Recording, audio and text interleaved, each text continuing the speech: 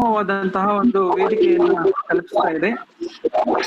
ಸುಲಭವಾಗಿ ಕಾಲೇಜು ಹಂತದಲ್ಲಿ soft copy ಮುಖಾಂತರವಾಗಿ ಆನ್ಲೈನ್ ಅಲ್ಲಿ ತಮ್ಮ ಅರ್ಜಿಯನ್ನ ಸಲ್ಲಿಸಿ ಆ ಮುಖಾಂತರ ಅಫಿಲಿಯೇಷನ್ ಅನ್ನ ರಿನ್ಯೂವಲ್ ಮತ್ತೆ ಹೊಸ ಕಾಲೇಜು ಪ್ರಾರಂಭ ಮಾಡುವಂತಹ ಈ ತರದ ಪ್ರಕ್ರಿಯೆಗಳು ಈ ಒಂದು ಆನ್ಲೈನ್ ಅಫಿಲಿಯೇಷನ್ ಅಲ್ಲಿ ಒಳಗೊಂಡಿದೆ.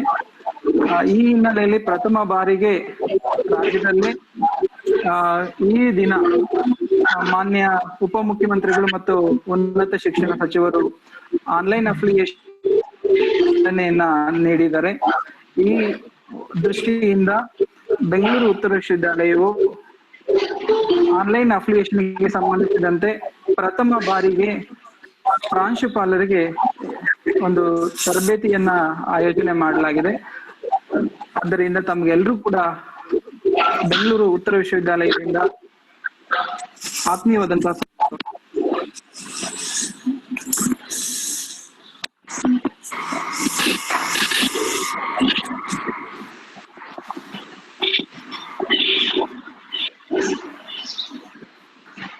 ಆನ್ಲೈನ್ ಅಫಿಲಿಯೇಷನ್ಗೆ ಸಂಬಂಧಿಸಿದಂತೆ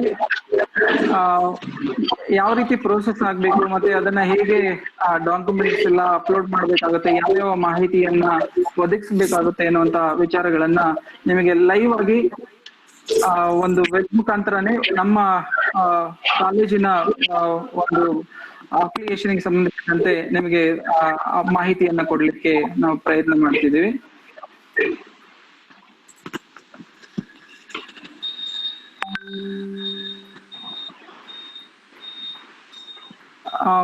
ಕರ್ನಾಟಕ ಸರ್ಕಾರ ಉನ್ನತ ಶಿಕ್ಷಣ ಇಲಾಖೆ ಅಭಿವೃದ್ಧಿಪಡಿಸಿರುವಂತಹ ಒಂದು ಆನ್ಲೈನ್ ಅಫಿಲಿಯೇಷನ್ ಸಂಬಂಧಿಸಿದಂತೆ ತಮಗೆ ಇವತ್ತು ತೋರಿಸ್ತಾ ಇದ್ದೀನಿ. ಪ್ರತಿಯೊಂದು ಕಾಲೇಜು ಕೂಡ ಆನ್ಲೈನ್ ಅಫಿಲಿಯೇಷನ್ಗೆ ಸಂಬಂಧಿಸಿದಂತೆ ತಮ್ಮ ರಿಕ್ವೆಸ್ಟ್ ಅನ್ನ ವಿಶ್ವವಿದ್ಯಾಲಯಕ್ಕೆ ಆನ್ಲೈನ್ ಮುಖಾಂತರ ಸಲ್ಲಿಸಬೇಕಾಗತ್ತೆ. ಹಾಗೆ ಸಲ್ಲಿಸಿದ ನಂತರ ಈ ತರ ವಿಂಡೋ ಒಂದು ಓಪನ್ ಆಗುತ್ತೆ. ಅದರಲ್ಲಿ ಕಾಲೇಜಿನಿಗೆ ಸಂಬಂಧಿಸಿದಂತಹ ಒಂದು ಯೂಸರ್ ಐ ಡಿ ಇರುತ್ತೆ, ಮತ್ತೆ ಅದರ ಜೊತೆಗೆ ಒಂದು ಪಾಸ್ವರ್ಡ್ ಅನ್ನು ಕೂಡ ನಿಮ್ಗೆ ಜನರೇಟ್ ಮಾಡಿ ಕಳಿಸಲಾಗುತ್ತೆ. This is the first aspect regarding online affiliation. ಅಂದ್ರೆ you will get the user I D and password for login for the online affiliation process. ನೀವೇನ್ ರಿಕ್ವೆಸ್ಟ್ ಸೆಂಡ್ ಮಾಡ್ತೀರಾ ಅದು ವಿಶ್ವವಿದ್ಯಾಲಯಕ್ಕೆ ಹೋಗುತ್ತೆ. ಆ ವಿಶ್ವವಿದ್ಯಾಲಯದಿಂದ ನಿಮಗೆ ಒಂದು ಯೂಸರ್ ಐ ಡಿ ಮತ್ತು ಪಾಸ್ವರ್ಡ್ ಅನ್ನ ಜನರೇಟ್ ಮಾಡಿ ಕಳಿಸಲಾಗುತ್ತೆ. ಅದನ್ನ ಬಳಸಿ ತಾವು ಆನ್ಲೈನ್ ಅಫಿಲಿಯೇಷನ್ ಪ್ರೋಸೆಸ್ಗೆ ಲಾಗಿನ್ ಆಗ್ಬಹುದು. ಲಾಗಿನ್ ಆದಾಗ ಈ ತರ ಸ್ಕ್ರೀನ್ ಅನ್ನ ನೀವು ಕಾಣಬಹುದು. ಅದರಲ್ಲಿ ಯೂಸರ್ ಐ ಡಿ ಮತ್ತು ತಮ್ಮ ಕಾಲೇಜು ಹೆಸರನ್ನ ಕಾಣಬಹುದು. ಮತ್ತೆ ಈ ಪಕ್ಕದಲ್ಲಿ ಐ ಡಿ ಅಂತ ಇದೆ, C-20900 ಅಂತ. This is Aisha code. ಇದು ಇದರಲ್ಲಿ ಹೋಮ್ ಗೆ ಸಂಬಂಧಿಸಿದಂತೆ ನಾವು ಹೋಮ್ ಅನ್ನ ಕ್ಲಿಕ್ ಮಾಡಿದ್ರೆ ಸ್ಟಾರ್ಟಿಂಗ್ ವಿಂಡೋ ಅಲ್ಲಿ ಈ ತರ ಬರುತ್ತೆ. ನಾವು ಲಾಗಿನ್ ಆಗ್ಬೇಕಂತ ನೋಡಿ, ನಿಮ್ಗೆ ಯೂಸರ್ ಐ ಡಿ ಮತ್ತು ಪಾಸ್ವರ್ಡ್ ಅನ್ನ ಸೆಂಡ್ ಮಾಡಿದ್ಮೇಲೆ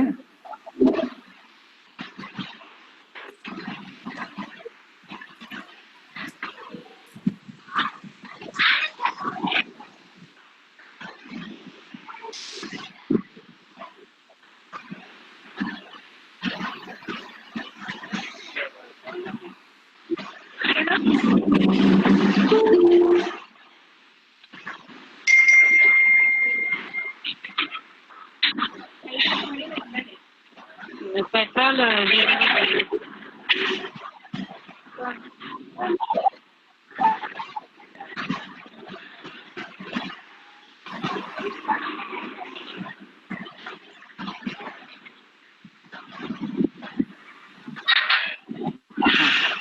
ಲಾಗಿನ್ ಆಗ್ಬೋದನ್ನ ನಿಮಗೆ ತೋರಿಸ್ತಿದ್ದೀನಿ. ಬಂದ್ರೆ ಹೋಮ್ ಬಂದ್ರೆ ಫಸ್ಟ್ಗೆ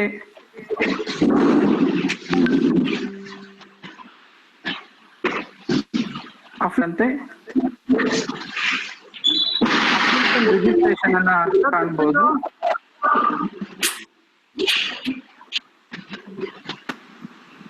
ಸರ್ ರಘು ಸರ್ ಒಂದ್ ನಿಮಿಷ ಸರ್, ಗುರ್ರಾಜ್ ಸಾರು ಮತ್ತೆ BNO ಅಫಿಲಿಯೇಷನ್ ಮ್ಯೂಟ್ ಮಾಡಿದ್ರೆ ಕ್ಲೀನ್ ಆಗಿ ಕೇಳಿಸುತ್ತೆ ಸರ್ ನಿಮ್ಗೆ. ಓಕೆ, ಗುರ್ರಾಜ್ ಸಾರು ಮತ್ತೆ BNO ಆನ್ಲೈನ್ ಅಫಿಲಿಯೇಷನ್ ಅಂತಿದೆಯಲ್ಲ ಸರ್, ಅದು ಮ್ಯೂಟ್ ಮಾಡಿದ್ರೆ ಕ್ಲಿಯರ್ ಆಗಿ ಕೇಳಿಸುತ್ತೆ ಸರ್ ನಮ್ಗೆ.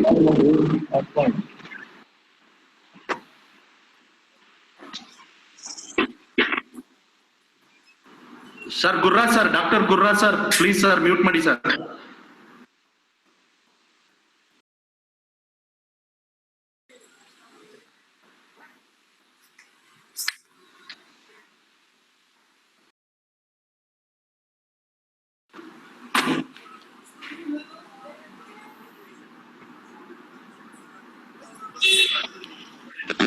Sir Gururaj sir please mute ಮಾಡ್ಕೊಳ್ಳಿ ನಿಮ್ಮ ಮೈಕ್ ಅನ್ನ.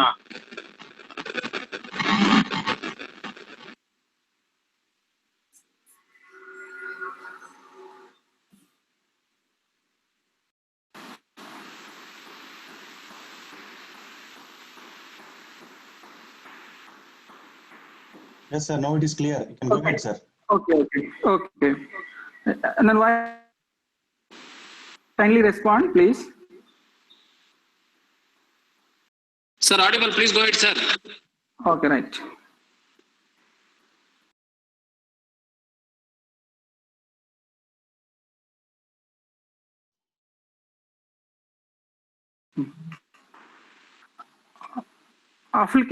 ಅಪ್ಲಿಕೇಶನ್ಗೆ ಹೋದ್ರೆ ನೋಡಿ, ಇದರಲ್ಲಿ ಕಾಲೇಜು ಹಂತದಲ್ಲಿ ಏನೇನನ್ನ ಫಿಲ್ ಮಾಡಬೇಕು ಅಂತ.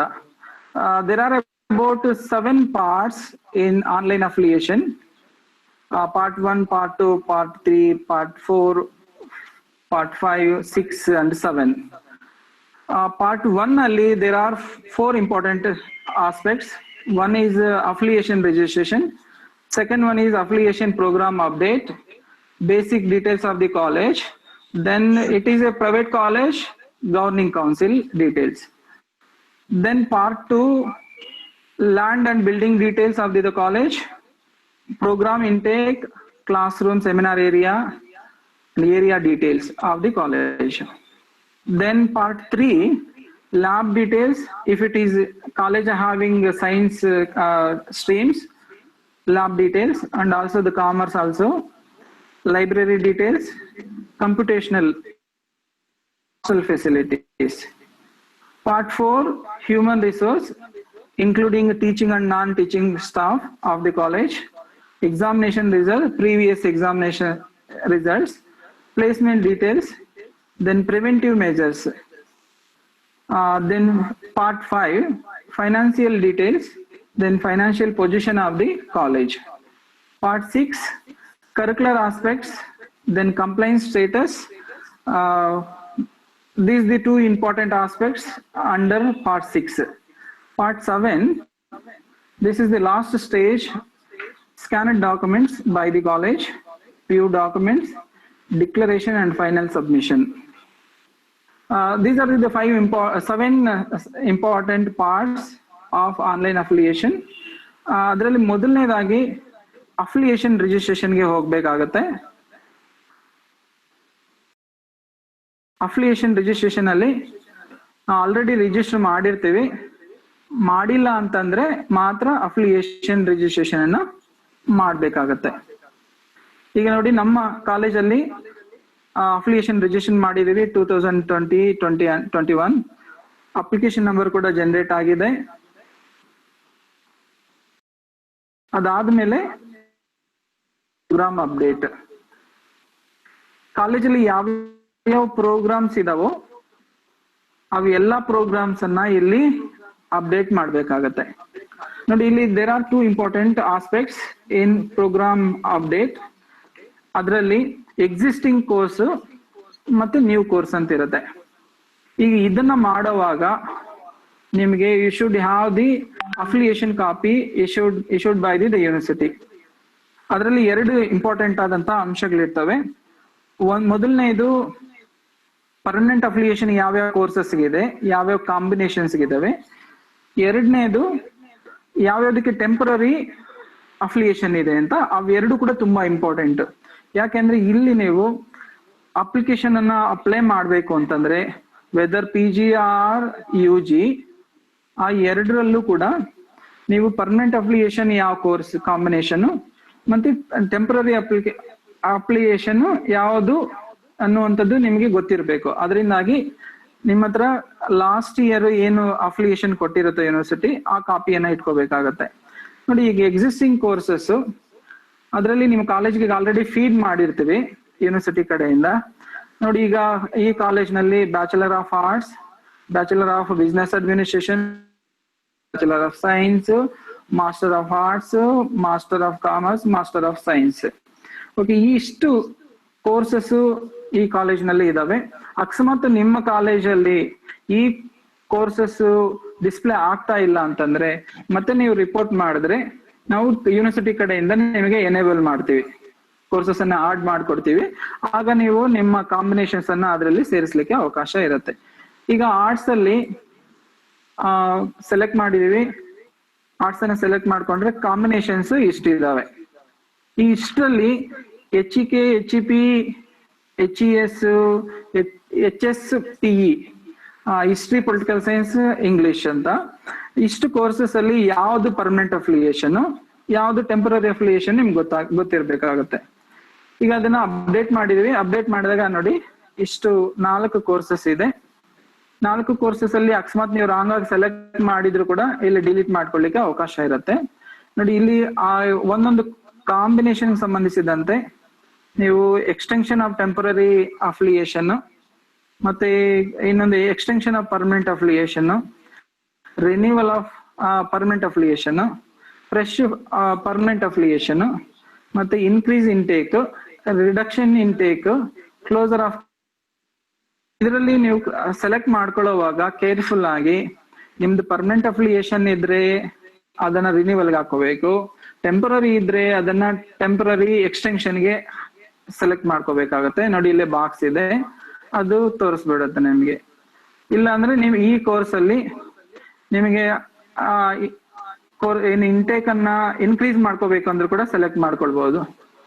ಮತ್ತೆ ರಿಡಕ್ಷನ್ ಮಾಡ್ಕೊಂಡ್ಬಂದ್ರೆ ಅಂದ್ರೆ ಈಗ ನಿಮ್ಗೆ 30 ಸೀಟ್ಸ್ ಇರುತ್ತೆ ಅಥವಾ 50 ಸೀಟ್ಸ್ ಇರುತ್ತೆ. ಆ 50 ಸೀಟ್ಸ್ ಅನ್ನ ನೀವು 30 ಸೀಟ್ಸ್ಗೆ ಡಿಕ್ರೀಸ್ ಮಾಡ್ಕೋಬೇಕು ಅಂದ್ರೆ, ರಿಡಕ್ಷನ್ ಮಾಡ್ಕೋಬೇಕಂದ್ರೆ ರಿಡಕ್ಷನ್ ಅನ್ನ ಒತ್ಬೇಕಾಗತ್ತೆ. ಇಲ್ಲಾಂದ್ರೆ 50 ಇರೋದನ್ನ ನೀವು 100ಗೆ ಇನ್ಕ್ರೀಸ್ ಮಾಡ್ಕೋಬೇಕು ಅಂದ್ರೆ ನೋಡಿ, ನಾನು ಇನ್ಕ್ರೀಸ್ ಮಾಡಿದೀನಿ, ಅದು ಫ್ರೀಸ್ ಆಗ್ಬಿಡ್ತು, ಮತ್ತೆ ರಿಡಕ್ಷನ್ಗೆ ಅದು ಅವಕಾಶ ತಗೊಳ್ತಿಲ್ಲ. ಇಲ್ಲಾಂದ್ರೆ ರೀಸೆಟ್ ಕೊಟ್ರೆ ರೀಸೆಟ್ ಆಯ್ತು, ಮತ್ತೆ ನೀವು ಸೆಲೆಕ್ಟ್ ಮಾಡ್ಕೋಬಹುದು. ಇದು ಕಾಲೇಜ್ ಹಂತದಲ್ಲೇ ಹೀಗೆ ಬ್ಯಾಚುಲರ್ ಆಫ್ ಆರ್ಟ್ಸ್ ಇಂದ ಹಿಡಿದು ಎಲ್ಲ ನಿಮ್ಮ ಕೋರ್ಸಸ್ ಕಾಂಬಿನೇಷನ್ಸ್ ಏನು ಇವೆಲ್ಲವನ್ನು ಕೂಡ ಸೆಲೆಕ್ಟ್ ಮಾಡ್ಕೋಬೇಕಾಗ. ಸೆಲೆಕ್ಟ್ ಮಾಡ್ಕೊಂಡ್ಮೇಲೆ ಇದು existing courses, permanent affiliation, extension, renewal ಮತ್ತೆ ಟೆಂಪರರಿ ಅಫಿಲಿಯೇಷನ್ ಏನಿದೆ ಅದನ್ನೇ ಎಕ್ಸ್ಟೆನ್ಷನ್ ಮಾಡ್ಕೊಳ್ಳಿಕ್ಕೆ ಇದು. ನ್ಯೂ ಕೋರ್ಸಸ್ ಬೇಕು ಅಂತ ಇಟ್ಕೊಳ್ಳಿ. ಯಾವುದು ಬ್ಯಾಚುಲರ್ ಆಫ್ ಆರ್ಟ್ಸ್ ಅಲ್ಲಿ ಯಾವ್ದು ನ್ಯೂಸ್ ತಗೊಳ್ತಿದ್ದೀರಾ, ಬ್ಯಾಚುಲರ್ ಆಫ್ ಆರ್ಟ್ಸ್ ಅಲ್ಲಿ ಯಾವ ಕಾಂಬಿನೇಷನ್ ಅನ್ನ ನೀವು ತಗೊಳ್ತೀರಾ. ಈಗ ಇಷ್ಟು ಕಾಂಬಿನೇಷನ್ಸ್ ಇದಾವೆ. ಅಷ್ಟು ಕಾಂಬಿನೇಷನ್ಸ್ ಅಲ್ಲಿ ನೀವು ಯಾವ್ದಕ್ಕಾದ್ರೂ ಅಪ್ಲೈ ಮಾಡ್ತಿದ್ದೀರಾ ಅಂತಂದ್ರೆ ಅದನ್ನ ನೀವು ಸೆಲೆಕ್ಟ್ ಮಾಡ್ಕೊಂಡು ನೀವು ಇಲ್ಲಿ ಅದನ್ನ ಅಪ್ಡೇಟ್ ಮಾಡಿದ್ರೆ ನಿಮ್ಮ ಅಪ್ಲಿಕೇಶನ್ ಏನಿದೆ ಅದು ಇದರಲ್ಲಿ ಇನ್ಕ್ಲೂಡ್ ಆಗತ್ತೆ. ಇದು ನ್ಯೂ ಕೋರ್ಸಸ್ಗೆ ಸಂಬಂಧಿಸಿದಂತೆ. ಮೊದಲನೇದ್ರಲ್ಲಿ ನೋಡಿ, ಪಾರ್ಟ್ 1 ಅಫಿಲಿಯೇಷನ್ ಪ್ರೋಗ್ರಾಮ್ ಅಪ್ಡೇಟ್ ಏನಿದೆ, ಇದು most important aspect for affiliation process. ಯಾಕೆಂತಂದ್ರೆ ನೀವು ನಿಮ್ಮ ಕಾಲೇಜ್ನಲ್ಲಿ ಯಾವ್ಯಾವ ಕೋರ್ಸ್ ಕಾಂಬಿನೇಷನ್ಸ್ ಇರ್ತಾವೋ ಅವೆಲ್ಲವನ್ನು ಕೂಡ ನೀವು ಇಲ್ಲಿ ರಿನ್ಯೂವಲ್ ಮತ್ತೆ ಎಕ್ಸ್ಟೆನ್ಷನ್ ಮಾಡ್ಕೊಳ್ಳಿಕ್ಕೆ, ಮತ್ತೆ ಪರ್ಮನೆಂಟ್ ಅಫಿಲಿಯೇಷನ್ ತಗೊಳ್ಳಿಕ್ಕೆ, ಮತ್ತೆ ಹೊಸ ಕೋರ್ಸಸ್ ಅನ್ನ ತಗೊಳ್ಳಿಕ್ಕೆ ಇದು ವಿಂಡೋ. ಈ ವಿಂಡೋದಲ್ಲಿ ನೀವೇನ್ ಅಪ್ಡೇಟ್ ಮಾಡ್ತಿರೋ ಫರ್ದರ್ ಪ್ರೋಸೆಸ್ ನಿಮ್ಗೆ ಕಂಟಿನ್ಯೂ ಆಗುತ್ತೆ. ನೆಕ್ಸ್ಟ್ ಇದಾದ್ಮೇಲೆ ಬೇಸಿಕ್ ಡೀಟೇಲ್ಸ್. ಇದು ನೀವು ಈಗಾಗಲೇ ನಾವು ಆಫ್ಲೈನ್ ಅಲ್ಲಿ ಏನು ಹಾರ್ಡ್ ಕಾಪಿ ಸಬ್ಮಿಷನ್ ಮಾಡ್ತಿದ್ವು ಅದೇ ಡೀಟೇಲ್ಸ್ ಇಲ್ಲಿರುತ್ತೆ. ಇದಕ್ಕೆ ಬೇಸಿಕ್ ಇನ್ಫಾರ್ಮೇಶನ್ ರಿಗಾರ್ಡಿಂಗ್ ಕಾಲೇಜ್. ನೋಡಿ, ಕಾಲೇಜು ಸೊಸೈಟಿ ಇಂದ ರನ್ ಆಗ್ತಿದೆಯಾ, ಗವರ್ಮೆಂಟ್ ಇಂದ ರನ್ ಆಗ್ತಿದೆಯಾ, ಇಲ್ಲಿ 3 ಆಸ್ಪೆಕ್ಟ್ಸ್ ಇದಾವೆ. ಇದರಲ್ಲಿ ನಿಮ್ಮ ಕಾಲೇಜು ಯಾವ್ದಕ್ಕೆ ಸಂಬಂಧಪಡುತ್ತೋ ಅದನ್ನ ಸೆಲೆಕ್ಟ್ ಮಾಡ್ಕೋಬೇಕಾಗತ್ತೆ. ಮತ್ತೆ ಟ್ರಸ್ಟ್ ಇದ್ರೆ ನೋಡಿ, ಗವರ್ಮೆಂಟ್ ಅಂತ ಸೆಲೆಕ್ಟ್ ಮಾಡಿದ ತಕ್ಷಣನೇ ಬೇರೆ ಡೀಟೇಲ್ಸ್ ಎಲ್ಲ ಡಿಸ್ಪ್ಲೇ ಆಗುತ್ತೆ. ಅಕಸ್ಮಾತ್ ನಾನು ಟ್ರಸ್ಟ್ ಸೆಲೆಕ್ಟ್ ಮಾಡಿದೆ, ಆಗ ಟ್ರಸ್ಟ್ ಡೀಟೇಲ್ಸ್ ಎಲ್ಲ ಕೇಳತ್ತೆ ನೋಡಿ. ಟ್ರಸ್ಟ್ ಆದ್ಮೇಲೆ name of the trust, society, address ಇದೆಲ್ಲ ಕೇಳತ್ತೆ. ಟ್ರಸ್ಟ್ ಇಲ್ಲ ಸೊಸೈಟಿ ಸೆಲೆಕ್ಟ್ ಮಾಡ್ಕೊಂಡ್ರು ಕೂಡ ಸೇಮ್ ಡೀಟೇಲ್ಸ್ ಡಿಸ್ಪ್ಲೇ ಆಗತ್ತೆ. ಓಕೆ, ನಾನು ಗವರ್ಮೆಂಟ್ ಅಂತ ಸೆಲೆಕ್ಟ್ ಮಾಡ್ಕೊಳ್ತೀನಿ. ಗವರ್ಮೆಂಟ್ ಅಂತ ಸೆಲೆಕ್ಟ್ ಮಾಡ್ಕೊಂಡ್ಮೇಲೆ ಇನ್ಸ್ಟಿಟ್ಯೂಷನ್ ಡೀಟೇಲ್ಸ್ ಕೇಳತ್ತೆ. ಕಾಲೇಜು, ಅಡ್ರೆಸ್, ಮತ್ತೆ ತಾಲೂಕ್ ಯಾವುದು, ಡಿಸ್ಟಿಕ್ ಯಾವುದು, ಮತ್ತೆ ಲ್ಯಾಂಡ್ಲೈನ್ ನಂಬರ್ ಇದೆ, ಇಮೇಲ್ ಐ ಡಿ, ಮತ್ತೆ ಕಾಲೇಜ್ ವೆಬ್ಸೈಟ್. ನೋಡಿ, ಈ ಕಾಲೇಜ್ ವೆಬ್ಸೈಟ್ ಅಲ್ಲಿ ಗವರ್ಮೆಂಟ್ ಕಾಲೇಜಸ್ಗೆ ಸಂಬಂಧಿಸಿದಂತೆ DC ಒಂದು ಅಂಬ್ರಲಾ ಅಂಡರ್ ಅಲ್ಲಿ ಎಲ್ಲಾ ಕಾಲೇಜಸ್ಗೂ ಕೂಡ ಒಂದು ವೆಬ್ಸೈಟ್ ಅನ್ನ ಕ್ರಿಯೇಟ್ ಮಾಡಿದೆ. ನೀವು ಯಾವ್ದು ರೆಗ್ಯುಲರ್ ಆಗಿ ಅಪ್ಡೇಟ್ ಮಾಡ್ತಿರ್ತೀರೋ ಆ ವೆಬ್ಸೈಟ್ ಅಡ್ರೆಸ್ ಅನ್ನ ಇದರಲ್ಲಿ ಕೊಡಿ. ಮತ್ತೆ year of establishment, university first ಗೆ ಯಾವ ಯೂನಿವರ್ಸಿಟಿಗೆ ಅಫಿಲಿಯೇಷನ್ ತಗೊಳ್ತೀವಿ ಕಾಲೇಜು ಅಂತ ಹೇಳಿ, ಟೈಪ್ ಆಫ್ ಇನ್ಸ್ಟಿಟ್ಯೂಷನ್ ಇಲ್ಲಿ ಕೂಡ ಗವರ್ಮೆಂಟ್ ಇದೆ. ಮೈನಾರಿಟಿ ಇದ್ರೆ ಮೈನಾರಿಟಿ, ನ್ಯಾಕ್ ಅಕ್ರೆಡಿಷನ್ ಆಗಿದ್ರೆ ಎಸ್, ಇಲ್ಲ ಅಂದ್ರೆ ನೋ, SC ST ಸಂಬಂಧಪಟ್ಟಿಂತದ. ಮತ್ತೆ ವಿಮೆನ್ ಇನ್ಸ್ಟಿಟ್ಯೂಟ್, ವಿಮೆನ್ ಕಾಲೇಜ್ ಇದ್ರೆ ವಿಮೆನ್ ಇನ್ಸ್ಟಿಟ್ಯೂಟ್ ಅಂತ ಬರುತ್ತೆ. Bank details, branch. ಮತ್ತೆ UGC ಇಂದ 2 ಇಂಪಾರ್ಟೆಂಟ್ ಆಸ್ಪೆಕ್ಟ್ಸ್ ಇರುತ್ತೆ. ಒಂದು 2F, ಇನ್ನೊಂದು 12B ಅಂತ ಇರುತ್ತೆ. ಫೈನಾನ್ಷಿಯಲ್ ಗ್ರಾಂಟ್ಸ್ ಅನ್ನ ತಗೊಳ್ಳಿಕ್ಕೆ 12B, ಮತ್ತೆ ಕೋರ್ಸಸ್ ಅನ್ನ ರನ್ ಮಾಡ್ಲಿಕ್ಕೆ college that is 2F. 2F ತಗೊಂಡಿದ್ಯಾ ಇಲ್ಲ ಅಂತ ಹೇಳಿ. ಮತ್ತೆ 12B ಸ್ಟೂಡೆಂಟ್ ಫೀಡ್ಬ್ಯಾಕ್ ಮೆಕಾನಿಸಮ್ ಅನ್ನ ಫಾಲೋ ಮಾಡ್ತಿದೀವಾ ಇಲ್ಲ ಅಂತ ಹೇಳಿ. ರೈಟ್, ಯಾಕಂದ್ರೆ ಇದು ನ್ಯಾಕ್ಗೆ ಹೋಗ್ಬೇಕು ಅಂತ ಮಸ್ಟ್ ಅಂಡ್ ಶುಡ್ ಬೇಕೇ ಬೇಕಾಗುತ್ತೆ. ಮತ್ತೆ ಈಗಲೂ ಕೂಡ ಅಫಿಲಿಯೇಷನ್ಗೂ ಮಸ್ಟ್ ಅಂಡ್ ಶುಡ್ ಇದು ಬೇಕೇ ಬೇಕಾಗತ್ತೆ. ಮತ್ತೆ ಐಶಾ ಪೋರ್ಟಲ್ ಅಲ್ಲಿ ಕಾಲೇಜ್ ಡೀಟೇಲ್ಸ್ ಅನ್ನ ಅಪ್ಲೋಡ್ ಮಾಡಿದೀವಾ ಇಲ್ಲ ಅಂತ ಹೇಳಿ. ಅದರಲ್ಲಿ ಪ್ರತಿ ವರ್ಷ ಕೂಡ ಹೈಯರ್ ಎಜುಕೇಶನ್ ಇನ್ಸ್ಟಿಟ್ಯೂಷನ್ಸ್ ಎಲ್ಲವೂ ಕೂಡ ಐಶಾ ಪೋರ್ಟಲ್ ಅಲ್ಲಿ ಅಪ್ಲೋಡ್ ಮಾಡ್ಬೇಕಾಗತ್ತೆ. ಅದು S R no. Next, mission statement of college, ಅದನ್ನ ಬ್ರೀಫ್ ಆಗಿ ನೀವು ಸ್ಟೇಟ್ಮೆಂಟ್ ಅನ್ನ ಕೊಡ್ಬೇಕಾಗತ್ತೆ. ಮತ್ತೆ ಪ್ರಿನ್ಸಿಪಲ್ ಡೀಟೇಲ್ಸ್, ಇದು ಪ್ರಿನ್ಸಿಪಲ್ ಹೆಸರು, date of birth, address, college address, ಮತ್ತೆ ವಿಲೇಜ್ ಎಲ್ಲಿ ಬರುತ್ತೆ, ಡಿಸ್ಟಿಕ್, ಟೌನ್, ಪಿನ್ ಕೋಡ್, ಇದೆಲ್ಲ ಡೀಟೇಲ್ಸ್ ಇರುತ್ತೆ. ಮತ್ತೆ ಪ್ರಿನ್ಸಿಪಲ್ ಆಗಿ ಅಂತ ಹೇಳಿ ಅಪಾಯಿಂಟ್ಮೆಂಟ್ ಟೈಪ್, ಪರ್ಮನೆಂಟ್ ಪೋಸ್ಟ್, ಟೆಂಪರರಿನ, ಇನ್ಚಾರ್ಜಿನ, ಡೆಪ್ಯುಟೇಷನ್. ನೋಡಿ, ಪರ್ಮನೆಂಟ್ ಆಗಿ ಅಪಾಯಿಂಟ್ ಆಗಿರೋ ಪರ್ಮನೆಂಟ್, ಟೆಂಪರರಿ, ಇನ್ಚಾರ್ಜ್. ಈ ಡೀಟೇಲ್ಸ್ ಅನ್ನ ಸೇವ್ ಮಾಡಿದ್ರೆ ಇಲ್ಲಿ ಈ ವಿಂಡೋ ಸೇವ್ ಆಗುತ್ತೆ. Next, governing council. ಇದು ಗವರ್ಮೆಂಟ್ ಕಾಲೇಜ್ ಆಗಿರೋದ್ರಿಂದ ಇದು ಬರೋದಿಲ್ಲ. ಅಕಸ್ಮಾತ್ ಗವರ್ಮೆಂಟ್ ಇಲ್ಲ ಅಂತ ಅಂದ್ರೆ ಗವರ್ನಿಂಗ್ ಕೌನ್ಸಿಲ್ ಬರುತ್ತೆ.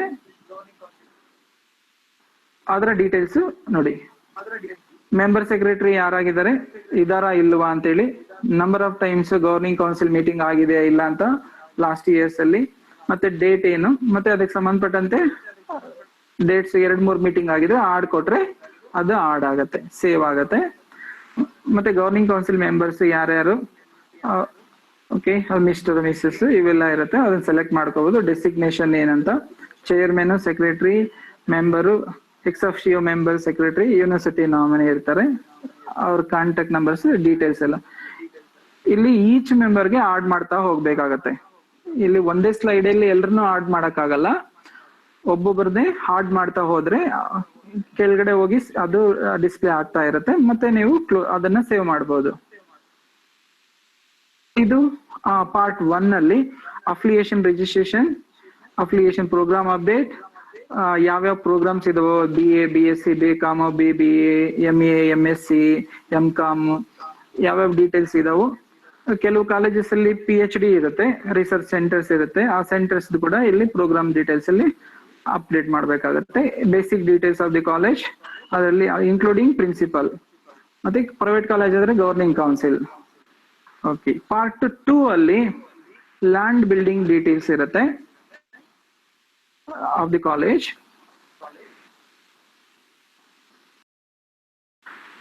ಓಕೆ, ಇಲ್ಲಿ ಯಾವ ಕಾಲೇಜು ಯಾವ ಲೊಕೇಶನ್ ಅಲ್ಲಿ ಇದೆ ಅಂತ, ರೂರಲ್, ಅರ್ಬನ್, ಎನಿ ಅದರ್ ಅಂತ. ಓಕೆ, ಆಮೇಲೆ ಲ್ಯಾಂಡ್ ಓನರ್ಶಿಪ್, ಇದು ಹೇಗ್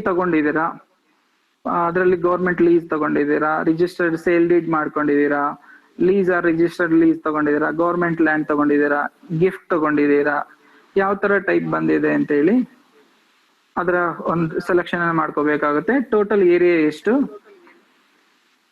ಮತ್ತೆ ಕಾಲೇಜ್ ಹೆಸರಿನಲ್ಲಿ ಎಷ್ಟು ಲ್ಯಾಂಡ್ ಇದೆ, ಲ್ಯಾಂಡ್ ರಿಜಿಸ್ಟ್ರೇಷನ್ ಮಾಡ್ಕೊಂಡಿದ್ರೆ ಅದರ date, registration number, survey number. Survey number urban ಬಂದ್ರೆ ಅರ್ಬನ್ ಅಲ್ಲಿ ನಿಮ್ಗೆ ಪರ್ಮನೆಂಟ್ ID ಅಂತ ಕೊಡ್ತಾರೆ, PID ಅಂತ, ಪ್ರಾಪರ್ಟಿ ಐಡೆಂಟಿಫಿಕೇಶನ್ ನಂಬರ್. ಅದು ಆ ನಂಬರ್ ಅನ್ನ ಎಂಟ್ರಿ ಮಾಡ್ಬೇಕಾಗತ್ತೆ.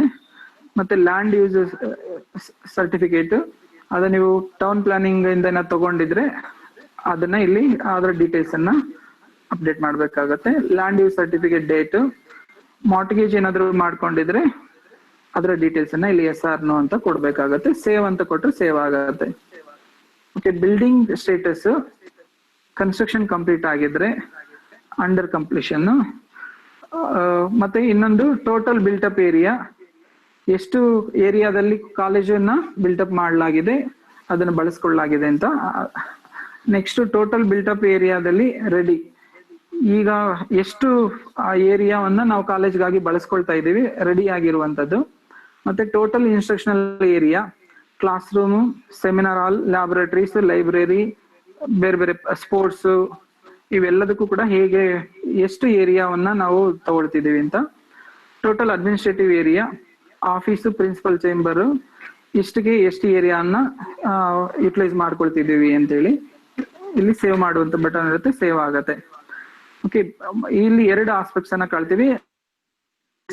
ಬಿಲ್ಡಿಂಗ್ ಡೀಟೇಲ್ಸ್, ಇದು ಲ್ಯಾಂಡ್ ಸ್ಪೆಸಿಫಿಕ್ ಏರಿಯಾ ಎಷ್ಟು ನಮ್ಗೆ ಸ್ಯಾಂಕ್ಷನ್ ಆಗಿರುತ್ತೆ ಅಥವಾ ಎಷ್ಟು ಇರುತ್ತೋ ಆ ಏರಿಯಾವನ್ನ ತೋರಿಸ್ಬೇಕು.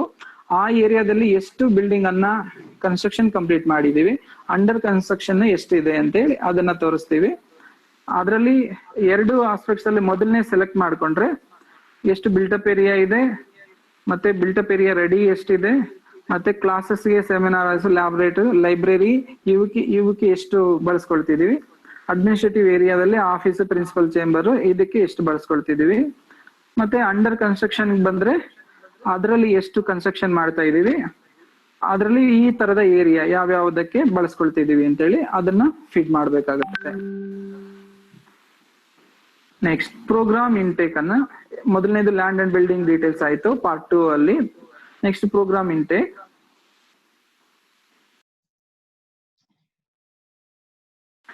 ಡೀಟೇಲ್ಸ್ ಎಲ್ಲ ನಾವು ಮೊದಲನೇದಾಗಿ ಎಲ್ಲವನ್ನು ತೆಗೆದಿಟ್ಕೊಂಡು ಇದನ್ನ ಫೀಡ್ ಮಾಡ್ಲಿಕ್ಕೆ ನಾವು ಹೋಗ್ಬೇಕಾಗತ್ತೆ. ಪರ್ಟಿಕ್ಯುಲರ್ ಆಗಿ ಒಂದು ಡೇಟಾ ಮಿಸ್ ಆದ್ರೂ ಕೂಡ ಮತ್ತೆ ಅಪ್ಲಿಕೇಶನ್ ಅನ್ನ ನೀವು ಸಬ್ಮಿಷನ್ ಮಾಡ್ಲಿಕ್ಕೆ ಆಗಲ್ಲ. ಅಕಸ್ಮಾತ್ ಸಬ್ಮಿಷನ್ ಮಾಡಿದ್ರು ಕೂಡ ಮತ್ತೆ ಆಡ್ ಮಾಡ್ಲಿಕ್ಕೆ ಆಗಲ್ಲ, ಕಷ್ಟ ಆಗತ್ತೆ. ಈಗ ಇದು ಪ್ರೋಸೆಸ್ ಹೇಗಿರುತ್ತೆ ಅಂದ್ರೆ, ಅಪ್ಲಿಕೇಶನ್ ಅನ್ನ ಅಪ್ಲೈ ಮಾಡಿದ್ರೆ ಅದು ಯೂನಿವರ್ಸಿಟಿಗೆ ಹೋಗುತ್ತೆ, ಸೇಮ್ ಡೀಟೇಲ್ಸ್. ನೆಕ್ಸ್ಟ್ ಅದಾದ್ಮೇಲೆ ಅದು LIC ಅವ್ರಿಗೆ ಅಸೈನ್ ಮಾಡ್ತಾರೆ. LIC ಅವ್ರು ಬಂದಾಗ ನೀವೇನ್ ಆನ್ಲೈನ್ ಅಲ್ಲಿ ಅಪ್ಲಿಕೇಶನ್ ಸಬ್ಮಿಷನ್ ಮಾಡಿರ್ತಾರೋ ಸೇಮ್ ಅನ್ನ ಅವರು ಲಾಗಿನ್ ಅನ್ನ ಮಾಡ್ಕೊಂಡು ಅವ್ರು ಏನೇನು ನಿಮ್ಮ ಕಾಲೇಜ್ಗೆ ಕ್ರೈಟೀರಿಯಾ ವೈಸ್ ಎಷ್ಟೆಷ್ಟು ಮಾರ್ಕ್ಸ್ ಅನ್ನ ಸ್ಕೋರ್ ಮಾಡ್ತಿರೋ ಅದನ್ನ ಅಲಾಟ್ ಮಾಡ್ತಾರೆ. ಅದು ಸೇಮ್ ಆನ್ಲೈನ್ ಅಲ್ಲೇ ಪ್ರೊಸೆಸ್ ಅನ್ನ ಮುಗಿಸಿ ಅವ್ರು ಯೂನಿವರ್ಸಿಟಿಗೆ ಸಬ್ಮಿಷನ್ ಮಾಡ್ತಾರೆ. ಯೂನಿವರ್ಸಿಟಿಗೆ ಸಬ್ಮಿಷನ್ ಆದ್ಮೇಲೆ ಯೂನಿವರ್ಸಿಟಿಲಿ ಪ್ರೊಸೀಜರ್ ಪ್ರಕಾರ ಏನಿರುತ್ತೋ ಅದನ್ನ ಪ್ರೊಸೆಸ್ ಮಾಡಿ ಗವರ್ಮೆಂಟ್ ಕಳಿಸ್ಕೊಡ್ತಾರೆ. ಗವರ್ಮೆಂಟ್ ಅಲ್ಲಿ ಆನ್ಲೈನ್ ಅಲ್ಲಿ ಅದು ಅಪ್ರೂವ್ ಅನ್ನ ಮಾಡ್ಕೊಡ್ತಾರೆ. ಆಮೇಲೆ ಯೂನಿವರ್ಸಿಟಿ ಕಡೆಯಿಂದ ಅಫಿಲಿಯೇಷನ್ ಅನ್ನ ಇಶ್ಯೂ ಮಾಡ್ತಾರೆ. ಅದಕ್ಕಾಗಿ ಒಂದ್ಸರಿ ಫೈನಲ್ ಅಪ್ಲಿಕೇಶನ್ ಅನ್ನ ಸಬ್ಮಿಷನ್ ಮಾಡಿದ್ಮೇಲೆ ಮತ್ತೆ ನೀವು ಅಡಿಷನ್ ಮಾಡ್ಲಿಕ್ಕೆ ಇಲ್ಲಿ ಅವಕಾಶ ಇರೋದಿಲ್ಲ.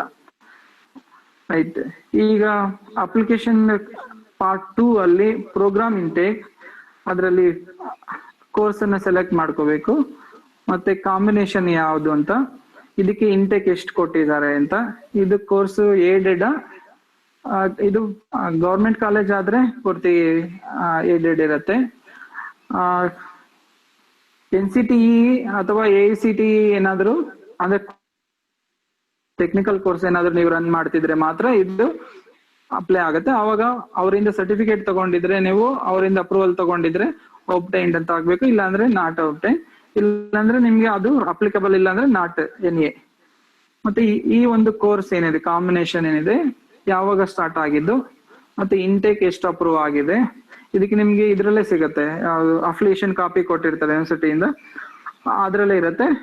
ನಂಬರ್ ಆಫ್ ಸ್ಟೂಡೆಂಟ್ಸ್ ಅಡ್ಮಿಟೆಡ್, ಇಂಟೇಕ್ಗೆ ಎಷ್ಟು ಸ್ಟೂಡೆಂಟ್ಸ್ ಅಡ್ಮಿಷನ್ ಆಗಿದ್ದಾರೆ, ಇಲ್ಲಿ ಟೋಟಲ್ ಇಂಟೇಕ್, ಇಲ್ಲಿ total number of students admitted. ಇದು ಒಂದೊಂದು ಕಾಂಬಿನೇಷನ್ಗೂ ಸೇವ್ ಮಾಡ್ತಾ ಹೋಗ್ಬೇಕಾಗತ್ತೆ, ಒಂದೊಂದು ಕಾಂಬಿನೇಷನ್ಗೆ. ಓಕೆ, ನಾನು ಅಲ್ಲಿ ಅಪ್ಡೇಟ್ ಮಾಡಿರೋದು ಬ್ಯಾಚುಲರ್ ಆಫ್ ಆರ್ಟ್ಸ್ ಮಾತ್ರ ಅಪ್ಡೇಟ್ ಮಾಡಿದೀವಿ.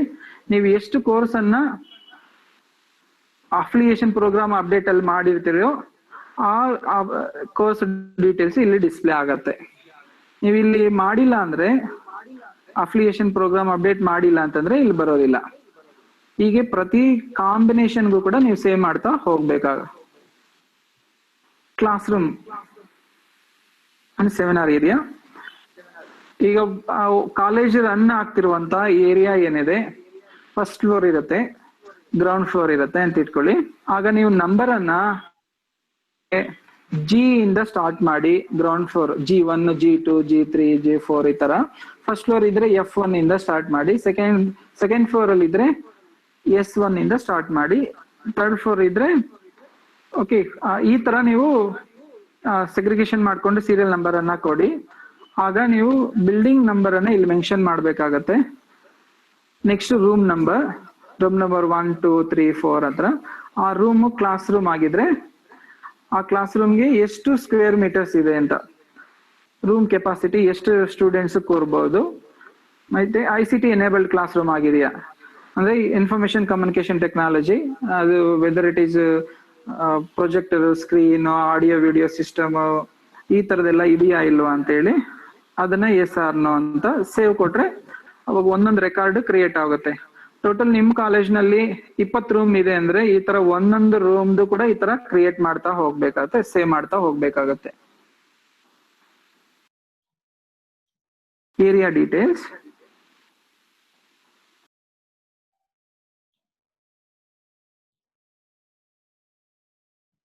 ಏರಿಯಾ ಡೀಟೇಲ್ಸ್ ಅಲ್ಲಿ ಯಾವ್ಯಾವ್ದಕ್ಕೆ ಯುಟಿಲೈಸ್ ಮಾಡ್ಕೊಳ್ತಿದೀವಿ ಅಂತ ನೋಡಿ. ಇಲ್ಲಿ ಟಾಯ್ಲೆಟ್ಸ್ ಫಾರ್ ಬಾಯ್ಸ್, ಕೆಫೆಟೇರಿಯಾ ಇದ್ರೆ, girls common room, boys common room, stationery store, sports club, boys hostel, girls hostel, principals quarter, first aid cum medical, student activity centre, auditorium, guest house, ಬೇರೆ ಏನಾದ್ರು other than ಯಾವ್ದು ಇದ್ರೆ ಅದನ್ನ ಅರ್ಧ. ಮತ್ತೆ library, language lab facility, playground, administration office, faculty rooms, toilets for girls, principal chamber, health centre. ಇದರಲ್ಲಿ ಎಷ್ಟು ನಿಮ್ಮ ಕಾಲೇಜ್ನಲ್ಲಿ ಫೆಸಿಲಿಟೀಸ್ ಇರ್ತಾವೋ ಅವನ್ನ ಯುಟಿಲಿಟಿ ಏರಿಯಾದಲ್ಲಿ ನೀವು ಫೀಡ್ ಮಾಡ್ಬೇಕಾ ಹೋಗುತ್ತೆ, ಒಂದೊಂದು ಸಪರೇಟ್. ಈಗ ನೋಡಿ, ನಾ ಸ್ಟೇಷನರಿ ಸ್ಟೋರ್ ಅಂತ ಹಾಕಿದೀನಿ, ರೂಮ್ ನಂಬರ್ 1 ಅಂತ ಹಾಕ್ತಿವಿ. ಈಗ ಗ್ರೌಂಡ್ ಫ್ಲೋರ್ ಅಲ್ಲಿ ಇದ್ರೆ G4 ಅಂತ ಮೆನ್ಷನ್ ಮಾಡಿದ್ರೆ ಸಾಕು. ಈ ಸ್ಟೇಷನರಿ ಸ್ಟೋರ್ ಎಷ್ಟು ಏರಿಯಾ ಇದೆ ಅದು ಸ್ಕ್ವೇರ್ ಮೀಟರ್ಸ್ ಅಲ್ಲಿ ಮೆನ್ಷನ್ ಮಾಡ್ಬೇಕಾಗುತ್ತೆ. ಆಡ್ ಮಾಡ್ತಾ ಹೋಗಿ ನಿಮ್ಮ ಯುಟಿಲಿಟಿ ಏರಿಯಾ ಎಲ್ಲ ಇಲ್ಲಿ ಸೇವ್ ಆಗ್ತಾ ಹೋಗುತ್ತೆ. ಇದು ಪಾರ್ಟ್ 2 ಅಲ್ಲಿ land and building details, program intake, classroom and seminar area details of the college.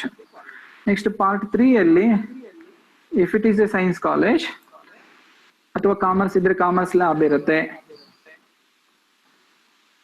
ಲ್ಯಾಂಗ್ವೇಜಸ್ಗೆ language lab ಮಾಡಿರ್ತಾರ.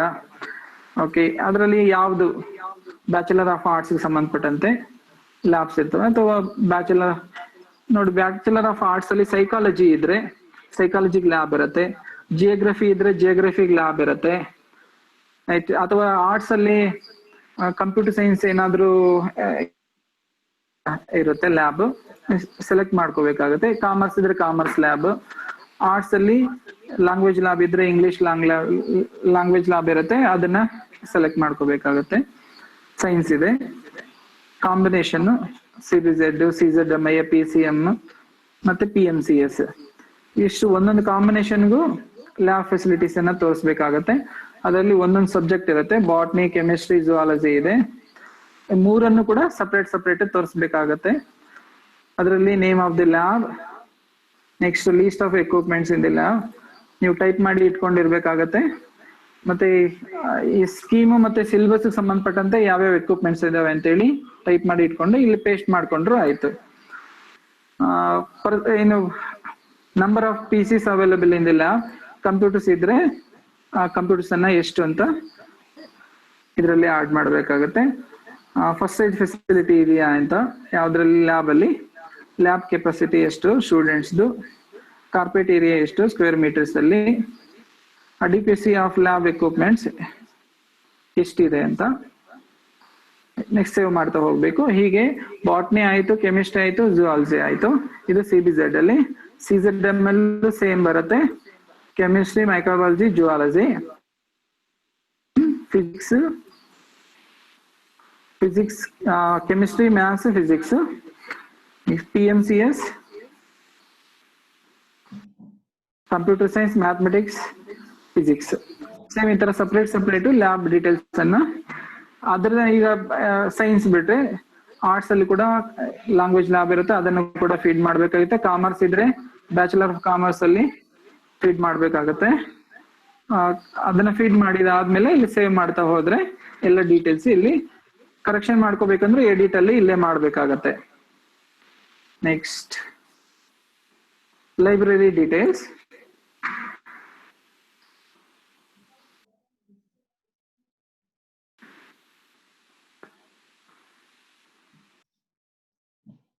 ಟೋಟಲ್ ನಂಬರ್ ಆಫ್ ಟೈಟಲ್ಸ್ ಎಷ್ಟಿದೆ ಲೈಬ್ರರಿಯಲ್ಲಿ, ನಂಬರ್ ಆಫ್ ವ್ಯಾಲ್ಯೂಮ್ಸ್ ಎಷ್ಟಿದೆ, ಇಂಟರ್ನ್ಯಾಷನಲ್ ಜರ್ನಲ್ಸ್ ಎಷ್ಟಿದೆ, ಅದರಲ್ಲಿ ಪ್ರಿಂಟೆಡ್ ಎಷ್ಟು, ಮತ್ತೆ ನ್ಯಾಷನಲ್ ಜರ್ನಲ್ಸ್ ಎಷ್ಟು, ಈ ಜರ್ನಲ್ಸ್ ಎಷ್ಟು, ಇನ್ಫ್ಲಿಬ್ನೆಟ್ ಇದು ಸೆಂಟ್ರಲ್ ಗವರ್ಮೆಂಟ್ ಇದು, ಇನ್ಫ್ಲಿಬ್ನೆಟ್ಗೆ ಸಬ್ಸ್ಕ್ರೈಬ್ ಆಗಿದೀವಾ ಇಲ್ಲ ಅಂತೇಳಿ ಎಸ್ ಆರ್ ನೋ, ಮತ್ತೆ ಈ ಲೈಬ್ರರಿ ಮಾಡಿದೀರಾ, ಎಲೆಕ್ಟ್ರಾನಿಕ್ ಲೈಬ್ರರಿ ಮಾಡಿದ್ರ ಇಲ್ಲ ಅಂತ, ಮತ್ತೆ ಲೈಬ್ರರಿ ಫೆಸಿಲಿಟೀಸ್ ಅಲ್ಲಿ ವರ್ಕಿಂಗ್ ಅವರ್ಸ್ ಅನ್ನ ಎಲ್ಲಿಂದ ಎಲ್ಲಿವರೆಗೂ working, budget for current year ಎಷ್ಟು ಲಕ್ಷದಲ್ಲಿ ಮೀಸಲಿಡಲಾಗಿದೆ, ಬಜೆಟ್ ಮಾಡಲಾಗಿದೆ ಲೈಬ್ರರಿಗೆ, ಲೈಬ್ರರಿ ಟೋಟಲ್ ಏರಿಯಾ ಎಷ್ಟು, ರೀಡಿಂಗ್ ರೂಮ್ ಕೆಪಾಸಿಟಿ ಎಷ್ಟು, ರಿಪ್ರೋಗ್ರಫಿಕ್ ಫೆಸಿಲಿಟೀಸ್ ಇದೆಯಾ ಇಲ್ವಾ ಅಂತ, ಮತ್ತೆ number of PCs in library, computer facility ಇದೆಯಾ, ಎಷ್ಟು ಪರ್ಸನಲ್ ಕಂಪ್ಯೂಟರ್ಸ್ ಇದೆ ಅಂತ ಹೇಳಿ, ಟೈಪ್ ಆಫ್ ಆಕ್ಸೆಸ್ ಓಪನ್ ಅಥವಾ ಕ್ಲೋಸ್ಡ್, ಲೈಬ್ರರಿ ಮ್ಯಾನೇಜ್ಮೆಂಟ್ ಸಾಫ್ಟ್ವೇರ್ ಇದೆಯಾ, ಬಾರ್ಕೋಡ್ ಫೆಸಿಲಿಟಿ ಇದೆಯಾ, ಟ್ಯಾಗ್ ಬುಕ್ ಹ್ಯಾಂಡ್ಲಿಂಗ್ ಮಾಡ್ಲಿಕ್ಕೆ, ಇಷ್ಟು ಡೀಟೇಲ್ಸ್ ಲೈಬ್ರರಿ ಬರುತ್ತೆ. ಇವನ್ನ ಸೇವ್ ಮಾಡ್ಬೇಕಾಗತ್ತೆ. Next computer details, computational facilities ಅಂತ ಕರಿತೀವಿ.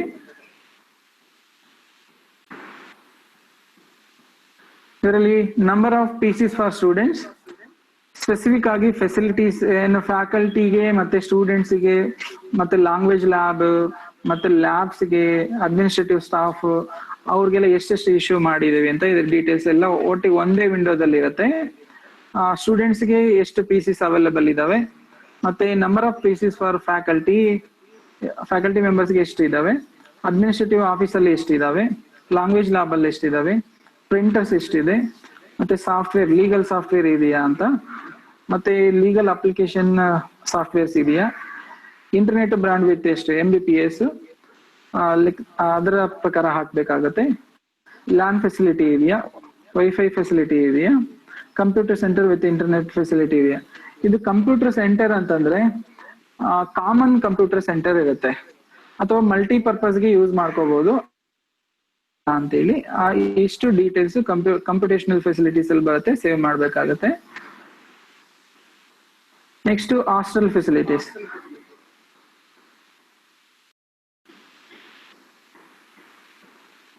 ಹಾಸ್ಟೆಲ್ ಫೆಸಿಲಿಟೀಸ್ ಕಾಲೇಜ್ಗೆ ಇದ್ರೆ ಅವೈಲಬಲ್ ಅಂತ ಹಾಕ್ಬೇಕು. ಈಗ ನೋಡಿ ಮಹಾರಾಣಿ ಕಾಮರ್ಸ್ ಅಂಡ್ ಮ್ಯಾನೇಜ್ಮೆಂಟ್ ಕಾಲೇಜ್ ಇದೆ, ಆ ಕಾಲೇಜಲ್ಲಿ ಆರ್ಟ್ಸ್ ಫೆಸಿಲಿಟಿ ಇದೆ, ಅವಾಗ ನಾವು ಇದರಲ್ಲಿ ಅವೈಲಬಲ್ ಅಂತ ಹಾಕ್ಬೇಕಾಗತ್ತೆ. ಈಗ ನಮ್ ಚಿಂತಾಮಣಿಯಲ್ಲಿ ನಾಟ್ ಅವೈಲಬಲ್ ಇಲ್ಲ ಅಂತ ಹಾಕ್ಬೇಕಾಗತ್ತೆ.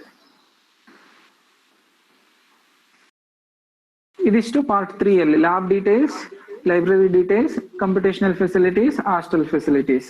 ನೆಕ್ಸ್ಟ್ ಪಾರ್ಟ್ 4 ಅಲ್ಲಿ human resource, examination results, permanent placement details, preventive measures 4 ಇದೆ, 4 ಆಸ್ಪೆಕ್ಟ್ಸ್. ಹ್ಯೂಮನ್ ರಿಸೋರ್ಸ್ ಮ್ಯಾನೇಜ್ಮೆಂಟ್ ಅಲ್ಲಿ ಕಾಲೇಜಲ್ಲಿ teaching and non teaching staff ಎಷ್ಟಿದೆ ಅದರ ಡೀಟೇಲ್ಸ್ ಎಲ್ಲವೂ ಕೂಡ ಇದರಲ್ಲಿ ಫೀಡ್ ಮಾಡಬೇಕಾಗುತ್ತೆ.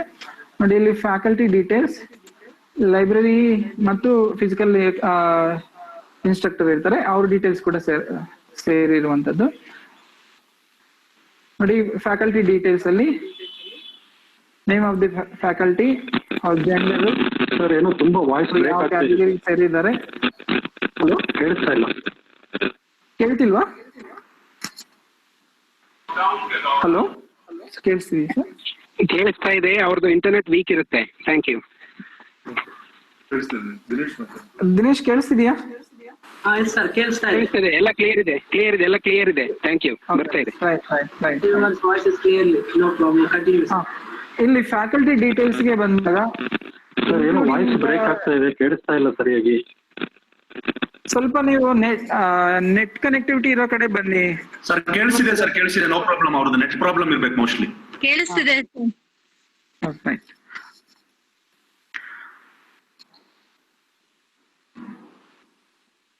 ಪಾರ್ಟ್ 4 ಅಲ್ಲಿ ಹ್ಯೂಮನ್ ರಿಸೋರ್ಸ್ ಮ್ಯಾನೇಜ್ಮೆಂಟ್, ಇದರಲ್ಲಿ faculty and administrative staff details ಅನ್ನ ಫೀಡ್ ಮಾಡಬೇಕಾಗತ್ತೆ. ಫ್ಯಾಕಲ್ಟಿ ಡೀಟೇಲ್ಸ್ ಅಲ್ಲಿ ಇಂಡಿವಿಜುವಲ್ ಫ್ಯಾಕಲ್ಟಿ ಡೀಟೇಲ್ಸ್ ಅನ್ನ ಫಿಲ್ ಮಾಡ್ತಾ ಹೋಗ್ಬೇಕಾಗುತ್ತೆ. ಪೂರ್ತಿ ಅವ್ರದ್ದು ಪ್ರೊಫೈಲ್ ಇರುತ್ತೆ. ಸ್ಲೈಡ್ ಸ್ಕ್ರಾಲ್ ಮಾಡ್ತಿದ್ದೀನಿ. ನೇಮ್ ಇದೆ, ಜೆಂಡರ್ ಇದೆ, category, religion, date of birth, designation select ಮಾಡ್ಕೊಳ್ಬೇಕಾಗುತ್ತದೆ. ಅಪಾಯಿಂಟ್ಮೆಂಟ್ ಮೋಡ್, ಟೀಚ್ ಮಾಡ್ತಾರೆ. ಮತ್ತೆ ಡಾಕ್ಟರೇಟ್ ಡಿಗ್ರಿ ಆಗಿದ್ರೆ, PhD ಆಗಿದ್ರೆ ಅವ್ರ ಸಬ್ಜೆಕ್ಟ್ ಏನೋ, year of award, thesis title ಏನೋ. ಮಾಸ್ಟರ್ ಡಿಗ್ರಿ ಆಗಿದ್ರೆ master degree details, PG details, ಮತ್ತೆ ಎಕ್ಸ್ಪೀರಿಯನ್ಸ್, ಟೀಚಿಂಗ್ ಎಕ್ಸ್ಪೀರಿಯನ್ಸ್ ಮತ್ತೆ ರಿಸರ್ಚ್ ಎಕ್ಸ್ಪೀರಿಯನ್ಸ್. ಇಂಡಸ್ಟ್ರಿ ಎಕ್ಸ್ಪೀರಿಯನ್ಸ್ ಇದ್ರೆ awards, mobile number, photography select ಮಾಡ್ಕೋಬೇಕಾಗತ್ತೆ. ಮತ್ತೆ gross salary, mode of payment, bank ಮುಖಾಂತರ pay ಮಾಡ್ತಾರೆ, cash ಅಥವಾ ಚೆಕ್. ಇವ್ರ ನೆಟ್ ಕ್ವಾಲಿಫಿಕೇಶನ್ ಆಗಿದೆಯಾ, NET, SLET, KCET, MPhil, UGC pay scale ಅಥವಾ ಇಲ್ಲ. Next academic activities, university examination ಸಂಬಂಧಿಸಿದಂತೆ participation of previous evaluation process ಅಲ್ಲಿ ಪಾರ್ಟಿಸಿಪೇಟ್ ಮಾಡಿದಾರ, ಕಸ್ಟೋಡಿಯನ್ ಆಗಿ ವರ್ಕ್ ಮಾಡಿದಾರ, ವರ್ಕ್ಶಾಪ್ಸ್, ಸೆಮಿನಾರ್ಸ್, ಕಾನ್ಫರೆನ್ಸ್ ಆರ್ಗನೈಸ್ ಮಾಡಿರುವಂತದ್ದು, right. Books authored, NAAC coordinator ಕೆಲಸ ಮಾಡ್ತಿದಾರ, IPSC ನ, NSS officer, NCC officer, red cross officer. ಇವೆಲ್ಲೂ ಕೂಡ ರಿಸರ್ಚ್ ಸಂಬಂಧಪಟ್ಟಂತೆ ಮೇಜರ್ ಪ್ರಾಜೆಕ್ಟ್ಸ್, ಆರ್ಟಿಕಲ್ಸ್ ಪಬ್ಲಿಷ್ಡ್. ನೋಡಿ ಇವೆಲ್ಲವೂ ಕೂಡ ಏನಾಗತ್ತೆ ಅಂದ್ರೆ ಪ್ರತಿ ಕಾಲೇಜು ಮಾರ್ಕ್ಸ್ ಅನ್ನ ಗೇನ್ ಮಾಡ್ಲಿಕ್ಕೆ ಅನುಕೂಲ ಆಗತ್ತೆ. ಅದಕ್ಕೆ ಇದನ್ನ ನೆಗ್ಲೆಕ್ಟ್ ಮಾಡಿದಿರ ಪ್ರತಿಯೊಂದು ಟೀಚರ್ದು ಕೂಡ ನೀವು ಒಂದ್ಸರಿ ಅಪ್ಡೇಟ್ ಮಾಡಿದಿರ ಅಂದ್ರೆ ಒಂದ್ ಸಾಫ್ಟ್ ಕಾಪಿ ರೆಡಿ ಮಾಡ್ಕೊಂಡ್ರೆ ಮತ್ತೆ ಈಸಿ ಆಗತ್ತೆ. ಅದಕ್ಕೆ ಎವ್ರಿ ಇಯರ್ ಅಡಿಷನ್ ಮಾಡ್ಕೊಳ್ತಾ ಹೋದ್ರೆ ಸಾಕಾಗತ್ತೆ. ಮತ್ತೆ ಈ ಮಾರ್ಕ್ಸ್ ನಿಮ್ಗೇನಿದೆ LIC ಕಮಿಟಿ ವಿಸಿಟ್ ಮಾಡಿದಾಗ ಮಾರ್ಕ್ಸ್ ಹೆಚ್ಚು ಗೇನ್ ಮಾಡ್ಕೊಳ್ಳಿಕ್ಕೆ ಅವಕಾಶ ಆಗುತ್ತೆ. ಇದು ಇಂಡಿವಿಜುವಲ್ ಟೀಚರ್ಗೆ ಸಂಬಂಧಪಟ್ಟಂತ information. Next administrative staff details.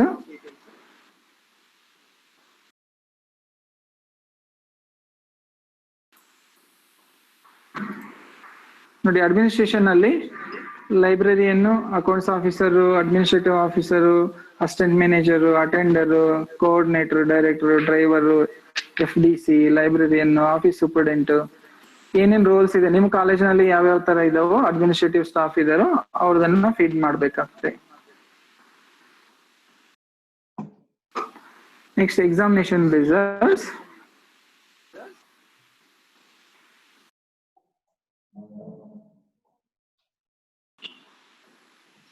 Courses ಯಾವ ಕಾಲೇಜಲ್ಲಿ ಯಾವ್ಯಾವ ಕೋರ್ಸಸ್ ಇರ್ತಾವೋ ಅವನ್ನ ಕೋರ್ಸ್ ವೈಸ್ ರಿಸಲ್ಟ್ಸ್ ಅನ್ನ ಫೀಡ್ ಮಾಡ್ಬೇಕಾಗತ್ತೆ. Total number of students, final year students appeared, first class ಎಷ್ಟು, ಡಿಸ್ಟಿಂಕ್ಷನ್ ಎಷ್ಟು, students passed, first class distinction, second class ಎಷ್ಟು, ನಂಬರ್ ಆಫ್ ರ್ಯಾಂಕ್ಸ್, ಈ ಡೀಟೇಲ್ಸ್ ಅನ್ನ ಕೋರ್ಸ್ ವೈಸ್ ಅಪ್ಡೇಟ್ ಮಾಡ್ಬೇಕಾಗತ್ತೆ. ನೋಡಿ ಇಲ್ಲಿ ನಮ್ಮಲ್ಲಿ 4 PG ಇದಾವೆ, 4 UG ಪ್ರೋಗ್ರಾಮ್ಸ್ ಇದಾವೆ. ಇದರಲ್ಲಿ ಸಪರೇಟ್ ಆಗಿ ನೋಡಿ ಆರ್ಟ್ಸ್ ಆಯ್ತು, ಕಾಮರ್ಸ್, ಹಾಗೆ ಮ್ಯಾನೇಜ್ಮೆಂಟ್, ರೈಟ್, ಸೈನ್ಸ್, ಈ ತರ ಸೆಲೆಕ್ಟ್ ಮಾಡಿಕೊಂಡು ಇನ್ಫಾರ್ಮೇಶನ್ ಅನ್ನು ಓನ್ಲಿ ಫೈನಲ್ ಇಯರ್ ಸ್ಟೂಡೆಂಟ್ಸ್ ಮಾತ್ರ ಇಲ್ಲಿ ಅಪ್ಡೇಟ್ ಮಾಡಬೇಕಾಗತ್ತೆ. Next placement details. Sir excuse me sir, ಹಾ ಪ್ಲೀಸ್. ಅದ್ರ ರ್ಯಾಂಕ್ ಬಂದು ನಂಬರ್ ಆಫ್ ರ್ಯಾಂಕ್ ಏನಿದೆ ಅಲ್ಲ ಸರ್, ಅದು ಏನು ಅದು ಯೂನಿವರ್ಸಿಟಿ ರ್ಯಾಂಕ್ ಕೊಡ್ತಿರೋದ ಇಲ್ಲ ಯಾವ್ದು ಸರ್? ಯೂನಿವರ್ಸಿಟಿ ರ್ಯಾಂಕ್ ಕೊಡ್ತಿರೋದು ಅದು ಮೆನ್ಷನ್ ಮಾಡ್ಬೇಕು. ಹೌದು ಹೌದು. Okay, thank you sir. ಈಗ ಸ್ಟೂಡೆಂಟ್ಸ್ ಮಾತ್ರ ಅಪ್ಡೇಟ್ ಮಾಡ್ಬೇಕಾ ಸರ್? ಏನ್ ಹೇಳಿ? ಫೈನಲ್ ಇಯರ್ ಸ್ಟೂಡೆಂಟ್ಸ್ ರಿಸಲ್ಟ್ ಮಾತ್ರ ಅಪ್ಡೇಟ್ ಮಾಡ್ಬೇಕಾ? ಹೌದು ಹೌದು ಹೌದು. Okay okay. ಈಗ ಆನ್ಲೈನ್ ಅಪ್ಲಿಕೇಶನ್ ಪ್ರೋಸೆಸ್ ಏನಿದೆ, ಅಪ್ಲಿಕೇಶನ್ ಡೆವಲಪ್ಮೆಂಟ್ ಮಾಡಿರೋದು ಈಗ ಫೈನಲ್ ಇಯರ್ ಸ್ಟೂಡೆಂಟ್ಸ್ ಮಾತ್ರ ಹಾಕಿ ಅಂತ ಇದೆ. ಅಪ್ಲೋಡ್ ಮಾಡಿ, ಅಕಸ್ಮಾತ್ ಫರ್ದರ್ ಏನಾದ್ರು ಅಪ್ಗ್ರೇಡ್ ಆಗಿ ಫಸ್ಟ್ ಇಯರ್ದು ಸೆಕೆಂಡ್ ಇಯರ್ ಸ್ಟೂಡೆಂಟ್ಸ್ ಅಪ್ಡೇಟ್ ಮಾಡ್ಬೇಕು ಅಂತಂದ್ರೆ ಮಾಡ್ಬೇಕಾಗತ್ತೆ. ಸರ್ ಇವಾಗ ಹೊಸ ಕಾಲೇಜ್ ನಮ್ದು ಫಸ್ಟ್ ಏನ್ ಹೇಳಿ? ಇದು ನಮ್ದು ಹೊಸ ಕಾಲೇಜು ಫಸ್ಟ್ ಸೆಮ್ ಮಾತ್ರ ಎಕ್ಸಾಮ್ ಆಗಿರೋದು, ಸೆಕೆಂಡ್ ಸೆಮ್ ಇನ್ನೂ ಆಗೇ ಇಲ್ಲ. ಈ ತರ ಇದ್ದಾಗ ಮಾರ್ಕ್ಸ್ ಗಳು ಹೇಗೆ ಹಾಕಕ್ಕಾಗುತ್ತೆ? ನಾನು ಹೇಳ್ತಿದ್ದೀನಲ್ಲ, ಈಗ ಸಾಫ್ಟ್ವೇರ್ ಡೆವಲಪ್ ಮಾಡಿರೋದು ಫೈನಲ್ ಇಯರ್ ಸ್ಟೂಡೆಂಟ್ಸ್ ಮಾತ್ರ. ಅಕಸ್ಮಾತ್ ನೆಕ್ಸ್ಟ್ ನಿಮಗೆ ಫೈನಲ್ ಆಗಿ ನಿಮ್ಗೆ ಅಫಿಲಿಯೇಷನ್ಗೆ ಸಬ್ಮಿಷನ್ ಮಾಡೋ ಟೈಮ್ಗೆ ಫಸ್ಟ್ ಇಯರ್ದು ಸೆಕೆಂಡ್ ಇಯರ್ದು ಇನ್ಕ್ಲೂಡ್ ಆದ್ರೆ ನೀವು ಅಪ್ಡೇಟ್ ಮಾಡ್ಬೇಕಾಗತ್ತೆ. ಈಗ ಹೊಸ ಕಾಲೇಜ್ ಇರುತ್ತೆ, ಹೊಸ ಕಾಲೇಜಲ್ಲಿ ರಿಸಲ್ಟ್ಸ್ ಇರಲ್ಲ, ಅವ್ರಿಗೆ ಇದು ಬರಲ್ಲ. Okay sir, okay okay.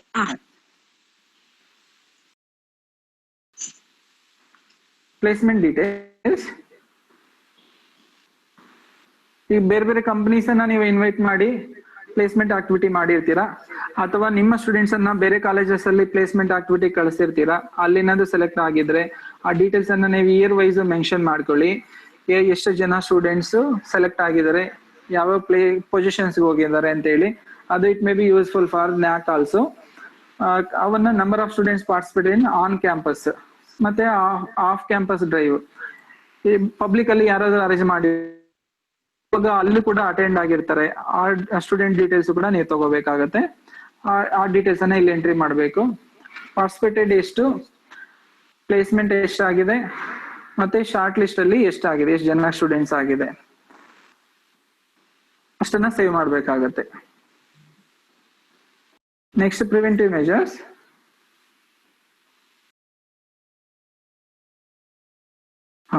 ನಿಮ್ಮಲ್ಲಿ ಏನೇನು ಕಮಿಟೀಸ್ ಇದಾವೆ UGC ರೆಕಮೆಂಡ್ ಮಾಡಿರುವಂತವು ಮಸ್ಟ್ ಅಂಡ್ ಶುಡ್ ಈ ಕಮಿಟೀಸ್ ಇರ್ಲೇಬೇಕಾಗತ್ತೆ. ಅದಕ್ಕೆ ಮಾಡಿಲ್ಲ ಅಂತಂದ್ರೆ ಅದನ್ನ ಫಾರ್ಮ್ ಮಾಡಿ ಅದನ್ನ ಆಕ್ಟಿವೇಟ್ ಮಾಡಿ.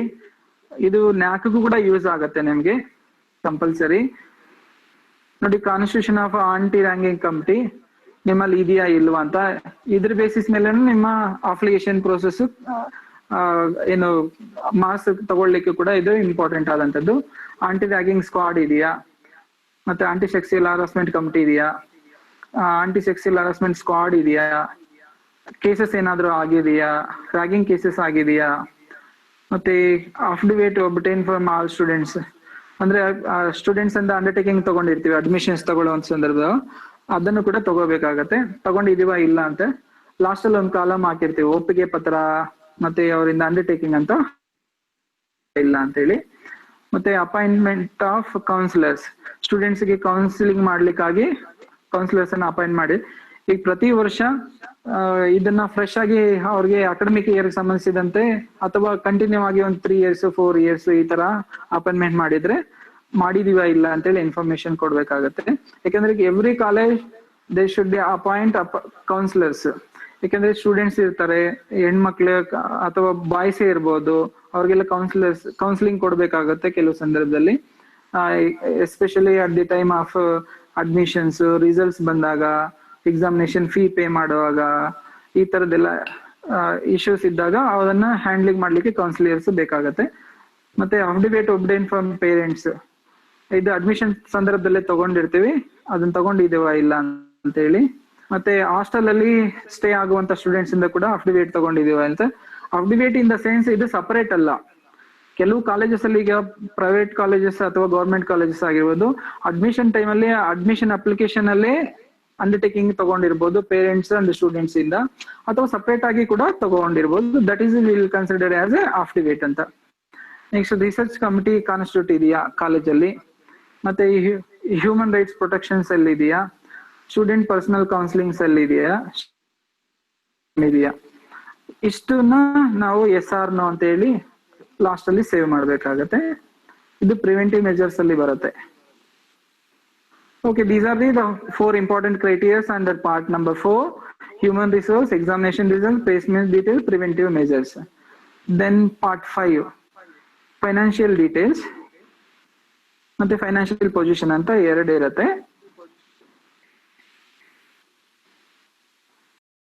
ಇದು ಇನ್ ಲ್ಯಾಕ್ಸ್ ಅಲ್ಲಿ ಫಿಲ್ ಮಾಡ್ಬೇಕಾಗತ್ತೆ. ಸೆಂಟ್ರಲ್ ಗವರ್ಮೆಂಟ್ ಇಂದ ಎಷ್ಟು ಫಂಡ್ಸ್ ಬಂದಿದೆ, ಸ್ಟೇಟ್ ಗವರ್ಮೆಂಟ್ ಇಂದ ಎಷ್ಟು ಫಂಡ್ಸ್ ಬಂದಿದೆ, ಮತ್ತೆ UGC ಇಂದ ಎಷ್ಟು ರಿಸೀವ್ ಮಾಡ್ಕೊಂಡಿದೀವಿ, ಇದು ಪ್ರೆಸೆಂಟ್ ಇಯರ್ ಮಾತ್ರ, ಪ್ರೆಸೆಂಟ್ ಇಯರ್ಗೆ. ಮತ್ತೆ ಸ್ಟೂಡೆಂಟ್ ಫೀಸ್ ಅನ್ನ ಎಷ್ಟು ಕಲೆಕ್ಟ್ ಮಾಡಲಾಗಿದೆ, ಮತ್ತೆ ಫಂಡ್ಸ್ ಫ್ರಮ್ ಇಂಟರ್ನಲ್ ರೆವಿನ್ಯೂ, ಬೇರೆ ಅದರ್ ಸೋರ್ಸಸ್ ಏನಾದ್ರು ಇದಾವಂತ ಅದನ್ನ ಹಾಕ್ಬೇಕಾಗತ್ತೆ. ಆನ್ಯುವಲ್ ಎಕ್ಸ್ಪೆಂಡಿಚರ್ ಲಾಸ್ಟ್ ಇಯರ್ ಇದು, ಟೀಚಿಂಗ್ ಸ್ಟಾಫ್ಗೆ ಸ್ಯಾಲ್ರಿ, ನಾನ್ ಟೀಚಿಂಗ್ ಸ್ಟಾಫ್ಗೆ, ಮತ್ತೆ ವಿಸಿಟಿಂಗ್ ಅಂಡ್ ಗೆಸ್ಟ್ ಫ್ಯಾಕಲ್ಟಿಗೆ ಎಷ್ಟು ಕೊಟ್ಟಿವಿ. ನೋಡಿ ಇಲ್ಲಿ ವಿಸಿಟಿಂಗ್ ಅಂಡ್ ಗೆಸ್ಟ್ ಫ್ಯಾಕಲ್ಟಿ ಅಂದ್ರೆ ಸ್ಪೆಷಲ್ ಲೆಕ್ಚರ್ಸ್ ಮಾಡಿರ್ತೀವಿ, ಅವಾಗ ಗೆಸ್ಟ್ ಗಳನ್ನ ಇನ್ವೈಟ್ ಮಾಡಿರ್ತೀವಿ, ಸೆಮಿನಾರ್ಸ್ ಮಾಡಿರ್ತೀವಿ, ಅವ್ರಿಗೆ ರೆಮ್ಯುನರೇಷನ್ ಕೊಟ್ಟಿರ್ತೀವಿ, ಗೆಸ್ಟ್ ಲೆಕ್ಚರ್ಸ್ ಕೊಟ್ಟಿರುವಂತ ಅವ್ರಿಗೆ ಕೂಡ ಕೊಟ್ಟಿರ್ತೀವಿ, ಅದನ್ನ ಇಲ್ಲಿ ಮೆನ್ಷನ್ ಮಾಡ್ಬೇಕಾಗತ್ತೆ. ನೆಕ್ಸ್ಟ್ ಬಿಲ್ಡಿಂಗ್ ಮೇಂಟೆನೆನ್ಸ್ ಗೆ ಎಷ್ಟು ಖರ್ಚು ಮಾಡಲ, ಲ್ಯಾಬ್ ಎಕ್ವಿಪ್ಮೆಂಟ್ ಗೆ ಎಷ್ಟು ಬಂದಿದೆ.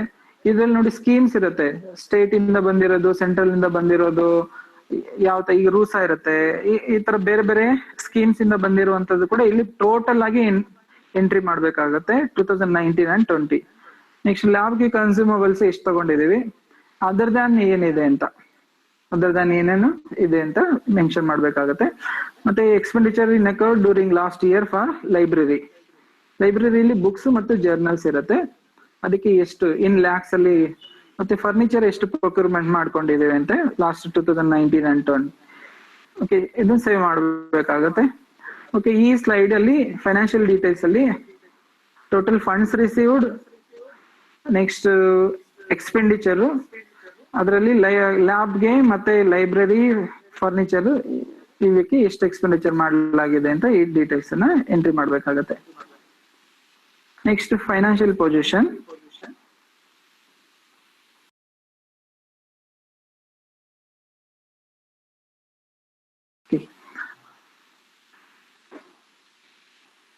ಫಿಕ್ಸ್ಡ್ ಅಕೌಂಟ್ ಇರುತ್ತೆ, ಅಥವಾ ಕರೆಂಟ್ ಅಕೌಂಟ್ ಅಥವಾ ಸೇವಿಂಗ್ಸ್ ಅಕೌಂಟ್ ಇರುತ್ತೆ.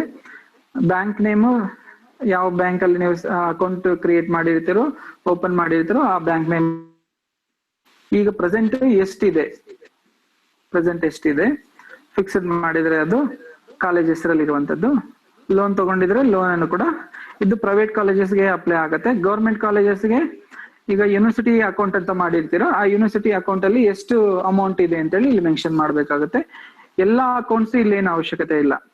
ಕಾಲೇಜಲ್ಲಿ ಬೇರೆ ಬೇರೆ ತರದ ಅಕೌಂಟ್ಸ್ ಇರ್ತವೆ, ಆ ಎಲ್ಲಾ ಅಕೌಂಟ್ಸ್ ಅವಶ್ಯಕತೆ ಇರೋದಿಲ್ಲ. ಇಲ್ಲ ನೀವು ಎಲ್ಲ ಫೀಡ್ ಮಾಡ್ತೀವಿ ಅಂದ್ರೆ ಕಾಲೇಜಿಗೆ ರಿಲೇಟೆಡ್ ಇರುವಂತದ್ದು NCC, NSS ಈ ತರದ ಬೇರೆ ಬೇರೆ ಇದ್ರೆ ಅವನ್ನು ಕೂಡ ಇಲ್ಲಿ ಸೇವ್ ಮಾಡ್ತಾ ಹೋಗ್ಬೋದು. ಇದು ಪಾರ್ಟ್ ನಂಬರ್ 5. ಪಾರ್ಟ್ ನಂಬರ್ 6 ಅಲ್ಲಿ ಕರಿಕ್ಯುಲರ್ ಆಸ್ಪೆಕ್ಟ್ಸ್.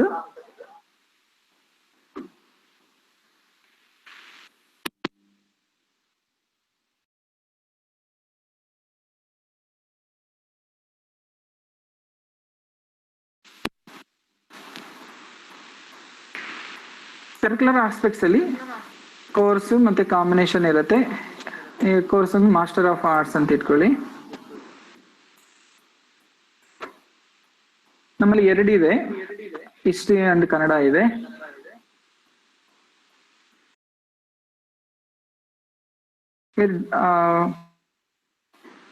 ಮೇಲ್ ಎಷ್ಟು, ಫಿಮೇಲ್ ಎಷ್ಟು, ಇಲ್ಲಿ drop out multiple entry curricular aspects ಅಲ್ಲಿ. ಅಂದ್ರೆ ಡ್ರಾಪ್ ಔಟ್ ಸ್ಟೂಡೆಂಟ್ಸ್ ಎಷ್ಟಿದ್ದಾರೆ, ಅಡ್ಮಿಷನ್ ಆಗಿರುವಂತ 100 ಆಗಿರ್ತಾರೆ, 120 ಮೆಂಬರ್ಸ್ ಬಿಟ್ಟಿರ್ತಾರೆ ಅಂತ ಇಟ್ಕೊಳ್ಳಿ, ಅವಾಗ ಇದು drop out details. Next alumni association ಇದೆಯಾ ಅಂತೇಳಿ ನೋಡಿ. ನ್ಯಾಗ್ ಹೋಗ್ಲಿಕ್ಕೆ ಅಲ್ಯುಮಿನಿ ಅಸೋಸಿಯೇಷನ್ ತುಂಬಾ ಇಂಪಾರ್ಟೆಂಟ್. ಅದರ ಜೊತೆಗೆ ಅಫಿಲಿಯೇಷನ್ ಪ್ರೊಸೆಸ್ ಕೂಡ ತುಂಬಾ ಇಂಪಾರ್ಟೆಂಟ್ ಆಗಿರುತ್ತೆ ಅಲ್ಯುಮಿನಿ ಅಸೋಸಿಯೇಷನ್. ನೆಕ್ಸ್ಟ್ ಕಾಲೇಜಲ್ಲಿ ಅದರ್ ಫೆಸಿಲಿಟೀಸ್ ಏನೇನಿದಾವೆ ಅಂತ ಹೇಳಿ, ಪೋರ್ಟಬಲ್ ಡ್ರಿಂಕಿಂಗ್ ವಾಟರ್ ಇದೆಯಾ, ನೋಟಿಸ್ ಬೋರ್ಡ್ಸ್ ಇದೆಯಾ, ಸ್ಟಾಫ್ ಕ್ವಾರ್ಟರ್ಸ್ ಇದೆಯಾ, insurance for students, all weather approach, next fire safety ಇದೆಯಾ, ಫಸ್ಟ್ ಏಡ್ ಫೆಸಿಲಿಟಿ ಇದೆಯಾ, ವೆಹಿಕಲ್ ಪಾರ್ಕಿಂಗ್, ಇದೆಲ್ಲ ಎಸ್ ಆರ್ ನೋ ಅಷ್ಟೇ. ಪ್ಲೇ ಗ್ರೌಂಡ್, ವೆಲ್ಫೇರ್ ಇವೆಲ್ಲಕ್ಕೂ ಕೂಡ ಮಾರ್ಕ್ಸ್ ಇರುತ್ತೆ. ನೀವೇನ್ ಫೆಸಿಲಿಟೀಸ್ ಅನ್ನ ಪ್ರೊವೈಡ್ ಮಾಡ್ತಿದ್ದೀರಾ ಸ್ಟೂಡೆಂಟ್ಸ್ಗೆ ಅದಕ್ಕೂ ಕೂಡ LIC ಕಮಿಟಿ ಬಂದಾಗ ಮಾರ್ಕ್ಸ್ ಇರುತ್ತೆ.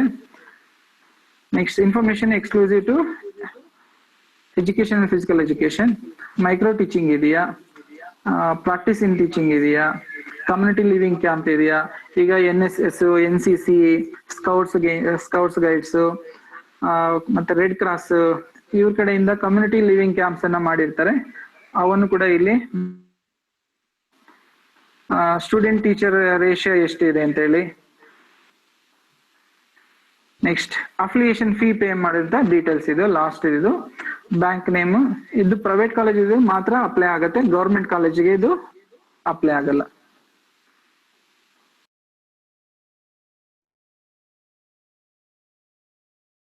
ಇದು ಕಂಪ್ಲೈನ್ಸ್ ಸ್ಟೇಟಸ್. ಲಾಸ್ಟ್ ಇಯರ್ ಏನು LIC ಕಮಿಟಿ ರೆಕಮೆಂಡೇಶನ್ಸ್ ಮಾಡಿರುತ್ತೆ, ಯಾವ್ಯಾವ್ದನ್ನ ಸ್ಟ್ರೆಂಥನ್ ಮಾಡ್ಕೋಬೇಕು, ಯಾವ್ದನ್ನ ಇಂಪ್ರೂವ್ ಮಾಡ್ಕೋಬೇಕು ಅಂತ ಹೇಳಿ ಅಬ್ಸರ್ವೇಷನ್ಸ್ ಕೊಟ್ಟಿರುತ್ತೆ. ಆ ಅಬ್ಸರ್ವೇಷನ್ಸ್ ಅನ್ನ ಫುಲ್ಫಿಲ್ ಮಾಡಿದೀವ ಇಲ್ಲ ಅಂತ ಹೇಳಿ ಕಂಪ್ಲೈನ್ಸ್ ಅನ್ನ ಸಬ್ಮಿಷನ್ ಮಾಡುವಂತದ್ದು. ಇಲ್ಲಿ ಪೂರ್ತಿ ಅಬ್ಸರ್ವೇಷನ್ಸ್ ಅನ್ನ ಮೆನ್ಷನ್ ಮಾಡ್ಬೇಕಾಗುತ್ತೆ. 1, 2, 3, 4 ಅಂತ ಹೇಳಿ ಟೈಪ್ ಮಾಡ್ಕೊಂಡು ಅದಕ್ಕೆ ನೀವು ಕಂಪ್ಲೈನ್ಸ್ ರೆಡಿ ಮಾಡಿದೀರಾ ಅಂತ ಹೇಳಿ.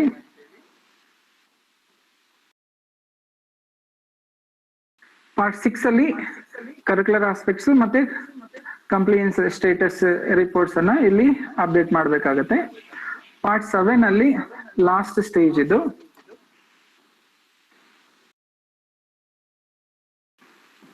ಏನೇನ್ ಡಾಕ್ಯುಮೆಂಟ್ಸ್ ಅನ್ನ ಸ್ಕ್ಯಾನ್ ಮಾಡಿ ಅಪ್ಲೋಡ್ ಮಾಡ್ಬೇಕಾಗತ್ತೆ ಅಂತ ನೋಡಿ. ಫಾರ್ಮೆಟ್ಸ್ ಯಾವ್ಯಾವ ಫಾರ್ಮೆಟ್ ಅಲ್ಲಿ ಇರ್ಬೇಕು ಅಂತ, JPEG ಅಂದ್ರೆ ಫೋಟೋ ಆ ತರದ ಒಂದು ಡಾಕ್ಯುಮೆಂಟ್, PDF ಇವೆರಡರಲ್ಲೂ ಕೂಡ ಅಕ್ಸೆಪ್ಟ್ ಮಾಡ್ಕೊಳ್ಳುತ್ತೆ. ಅದರಲ್ಲಿ 2 MB ಗಿಂತ ಕಡಿಮೆ ಇರಬೇಕು ಒಂದು ಡಾಕ್ಯುಮೆಂಟ್, ಸಿಂಗಲ್ ಡಾಕ್ಯುಮೆಂಟ್. ಅದರಲ್ಲಿ 14 ಡಾಕ್ಯುಮೆಂಟ್ಸ್ ಅಪ್ಲೋಡ್ ಮಾಡಬೇಕಾಗತ್ತೆ. Land documents, land usage certificate ನೋಡಿ. ಲ್ಯಾಂಡ್ ಡಾಕ್ಯುಮೆಂಟ್ಸ್ ಅಲ್ಲಿ ಪಹಣಿ ಇರುತ್ತೆ, ಅಥವಾ ಟೌನ್ ಮುನ್ಸಿಪಲ್ಗೆ ಸಂಬಂಧಿಸಿದಂತೆ ನಗರ ಸಭೆ ಅಥವಾ ಪುರಸಭೆ ಇರುತ್ತೆ, ಪಟ್ಟಣ ಪಂಚಾಯತಿ ಇರುತ್ತೆ, ಅವರೊಂದು ಖಾತಾ ಎಕ್ಸ್ಟ್ರಾಕ್ಟ್ ಕೊಟ್ಟಿರ್ತಾರೆ. ಆ ಖಾತಾ ಎಕ್ಸ್ಟ್ರಾಕ್ಟ್ ಅನ್ನ ಇಲ್ಲಿ ಅಪ್ಲೋಡ್ ಮಾಡ್ಬೇಕಾಗತ್ತೆ. ಲ್ಯಾಂಡ್ ಯೂಸ್ ಸರ್ಟಿಫಿಕೇಟ್ ಅಲ್ಲಿ ನಿಮ್ಮ ಕಾಲೇಜಲ್ಲಿ ಎಷ್ಟು ಲ್ಯಾಂಡ್ ಇದೆಯೋ ಅದನ್ನ ಯುಟಿಲೈಸ್ ಮಾಡ್ಕೊಳ್ತಾರೆ, ಯಾವ್ಯಾವ ಪರ್ಪಸ್ಗೆ ಯುಟಿಲೈಸ್ ಮಾಡ್ಕೊಳ್ತೀರೋ ನೀವು ಅದೊಂದು ಸ್ಟೇಟ್ಮೆಂಟ್ ಅನ್ನ ಹಾಕಿ ಅದನ್ನ ಸರ್ಟಿಫೈ ಮಾಡಿ ನೀವು ಇಲ್ಲಿ ಅಪ್ಲೋಡ್ ಮಾಡ್ಬೇಕಾಗ. ಮತ್ತೆ ಇದು ಟ್ರಸ್ಟ್ ಡೀಟೇಲ್ಸ್, ಗೌರ್ಮೆಂಟ್ ಕಾಲೇಜ್ ಸಂಬಂಧಪಡಲ್ಲ.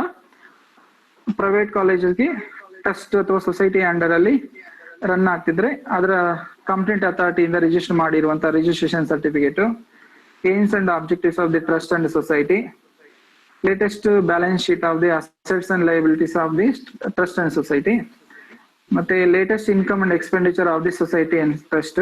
ಯಾಕಂದ್ರೆ ಇವರು ಆಡಿಟ್ ಮಾಡಿಸ್ಬೇಕಾಗತ್ತೆ, ಆಡಿಟ್ ರಿಪೋರ್ಟ್ ಅನ್ನು ಕೂಡ ಇಲ್ಲ ಹಾಕ್ಬೇಕಾಗತ್ತೆ.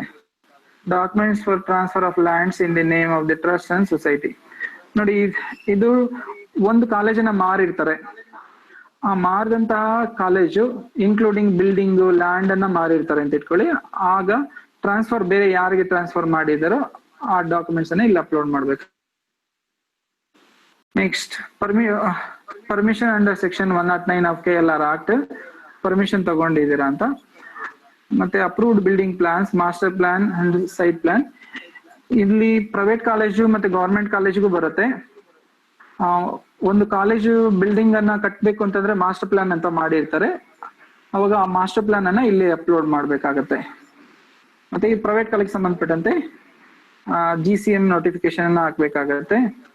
ಮತ್ತೆ GC ಮೀಟಿಂಗ್ ಮಿನಿಟ್ಸ್ ಏನಿರುತ್ತೆ ಅದನ್ನ ಅಪ್ಲೋಡ್ ಮಾಡ್ಬೇಕಾಗತ್ತೆ.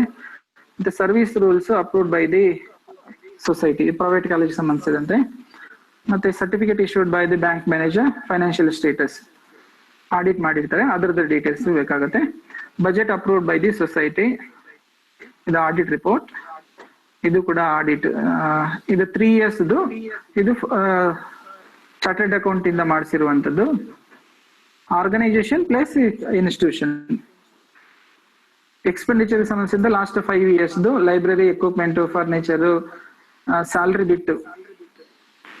ನೆಕ್ಸ್ಟ್ ಬಿಲ್ಡಿಂಗ್ ಫೋಟೋಗ್ರಫೀಸ್ ಇವು. Next approval letter from the competent approving body, latest affiliation letter from university, last letter ನ ಇಲ್ಲಿ ಅಪ್ಲೋಡ್ ಮಾಡ್ಬೇಕಾಗತ್ತೆ. ಸ್ಯಾಂಕ್ಷನ್ ಲೆಟರ್ ಗವರ್ಮೆಂಟ್ ಹೊಸ ಕಾಲೇಜ್ಗೆ, ಆಂಟಿ ರ್ಯಾಗಿಂಗ್ ಕಮಿಟಿ ನೋಟಿಫಿಕೇಶನ್, ಅಂದ್ರೆ ಕಾಲೇಜಲ್ಲಿ ಈ ಆಂಟಿ ರ್ಯಾಗಿಂಗ್ ಕಮಿಟಿಯನ್ನ ನೋಟಿಫಿಕೇಶನ್ ಮಾಡಿ ಅದನ್ನ ಒಂದು ಕಮಿಟಿ ಮಾಡಿರ್ಬೇಕಾಗತ್ತೆ. ಆ ಕಮಿಟಿದು ಫಾರ್ಮೇಶನ್ ಏನ್ ಮಾಡಿರ್ತಿರೋ, ಯಾವ ಇಯರ್ಗೆ ಅವರನ್ನ ಅಪಾಯಿಂಟ್ಮೆಂಟ್ ಮಾಡ್ತಿದೀವಿ, ಅವ್ರ ಆಕ್ಟಿವಿಟೀಸ್ ಏನು ಅಂತೇಳಿ ಬ್ರೀಫ್ ಆಗಿ ಅದ್ರಲ್ಲಿ ಮೆನ್ಷನ್ ಮಾಡಿ ಆ ಕಮಿಟಿ ನೋಟಿಫಿಕೇಶನ್ ಅನ್ನ ಇಲ್ಲಿ ಅಪ್ಲೋಡ್ ಮಾಡ್ಬೇಕಾಗತ್ತೆ. ಮತ್ತೆ ಸ್ಕ್ವಾಡ್ ನೋಟಿಫಿಕೇಶನ್ ಮಾಡಿದ್ರೆ ಅದನ್ನ ಕೂಡ ಅಪ್ಲೋಡ್ ಮಾಡ್ಬೇಕಾಗುತ್ತೆ. Anti sexual harassment committee notification ಇದು. ಮತ್ತೆ UGC 2F and 12B status ಇರುತ್ತೆ. ಈ 2F ಇದ್ರೆ 2F ಮತ್ತೆ 12B ಇದ್ರೆ 12B. ನೋಡಿ ಬೇಸಿಕಲಿ 2F ತಗೊಂಡಿರ್ತಾರೆ ಕೆಲವು ಕಾಲೇಜ್, ಕೆಲವು 12B ಸಿಕ್ಕಿರಲ್ಲ. ಆಗ 2F ಅನ್ನು ಮಾತ್ರ ಹಾಕ್ಬೇಕಾಗತ್ತೆ. ಈಗ ಫಸ್ಟ್ ಗೆ 2F ಸಿಗಿರುತ್ತೆ, ಆಮೇಲೆ 12B ಸಿಕ್ಕಿರುತ್ತೆ.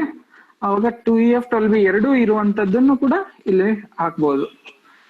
Next NAC accreditation certificate ಅನ್ನ ಅಪ್ಲೋಡ್ ಮಾಡಬೇಕು. ನೆಕ್ಸ್ಟ್ UGC ಎಕ್ಸಿಕ್ಯೂಷನ್ ಬಾಂಡ್ ಇರುತ್ತೆ, ಅದನ್ನ ಅಂಡರ್ ಸೆಕ್ಷನ್ 12 2009 ಇದನ್ನ ಅಪ್ಲೋಡ್ ಮಾಡ್ಬೇಕಾಗತ್ತೆ. Next proof of revocable government securities, ಇದು FD ಮಾಡ್ಬೇಕಾಗಿರುತ್ತೆ. ಇದು ಪ್ರೈವೇಟ್ ಮ್ಯಾನೇಜ್ಮೆಂಟ್ ಇದಕ್ಕೆ ಸಂಬಂಧಿಸಿದಂತೆ ಇರುತ್ತೆ. ಅದನ್ನ ಮಾಡಿದರ ಇಲ್ಲ ಅಂತೇಳಿ ಅದರ ಫೈಲ್ ಅನ್ನ ಅಪ್ಲೋಡ್ ಮಾಡ್ಬೇಕಾಗತ್ತೆ. ಇಷ್ಟು ಟೋಟಲ್ ಆಗಿ 14 ಡಾಕ್ಯುಮೆಂಟ್ಸ್ ಇರುತ್ತೆ. ಅವನ್ನ ಈ ಪಾರ್ಟ್ 7 ಅಲ್ಲಿ ಸ್ಕ್ಯಾನ್ ಮಾಡಿ ಅಪ್ಲೋಡ್ ಮಾಡ್ಬೇಕಾಗತ್ತೆ. Next view documents.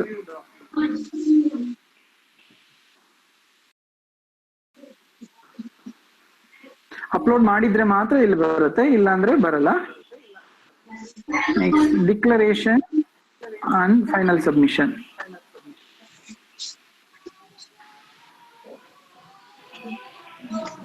Okay, declaration ಅಲ್ಲಿ 3 ಇರುತ್ತೆ. ಆ 3 ಅಕ್ಸೆಪ್ಟ್ ಮಾಡ್ತಿದೀವಿ ಅಂತ ಹೇಳಿ ಸಬ್ಮಿಷನ್ ಮಾಡ್ಬೇಕಾಯ್ತು. ಒನ್ಸ್ ಸಬ್ಮಿಷನ್ ಮಾಡಿದ್ರೆ ಮತ್ತೆ ನೀವು ಅದನ್ನ ಎಡಿಟ್ ಮಾಡ್ಲಿಕ್ಕೆ ಅವಕಾಶ ಇರೋದಿಲ್ಲ. ಅದಕ್ಕಾಗಿ ಸಬ್ಮಿಷನ್ ಮಾಡೋದಕ್ಕಿಂತ ಮುಂಚೆ ಇಲ್ಲಿ ಪ್ರಿವ್ಯೂ ಅಂತ ಒಂದು ಬರುತ್ತೆ, ಡೌನ್ಲೋಡ್ ಮಾಡ್ಕೊಂಡು ನೀವು ನೋಡ್ಲಿಕ್ಕೆ. ಆ ಪ್ರಿವ್ಯೂ ಅನ್ನ ನೋಡ್ಕೊಂಡು ನೀವು ಎಡಿಟ್ ಮಾಡಬೇಕು ಅಂದ್ರೆ ಪ್ರತಿಯೊಂದನ್ನು ಕೂಡ ನೀವು ಪಾರ್ಟ್ 1 ಇಂದ ಹಿಡಿದು ಅಪ್ ಟು ಪಾರ್ಟ್ 7 ವರೆಗೂ ಚೆಕ್ ಮಾಡ್ಕೊಂಡು ಅಪ್ಲೋಡ್ ಮಾಡ್ಬೋದಾಗತ್ತೆ. ಇದಿಷ್ಟು ಆನ್ಲೈನ್ ಅಫಿಲಿಯೇಷನ್ ಪ್ರೋಸೆಸ್ ಇರುತ್ತೆ. ಈ ಪ್ರೋಸೆಸ್ 4 ಸ್ಟೇಜಸ್ ಅಲ್ಲಿ ಇರುತ್ತೆ. ಮೊದಲನೇದು ಕಾಲೇಜ್ ಕಡೆಯಿಂದ ಆಗ್ಬೇಕಾಗಿರೋದು ಏನು ಅಂದ್ರೆ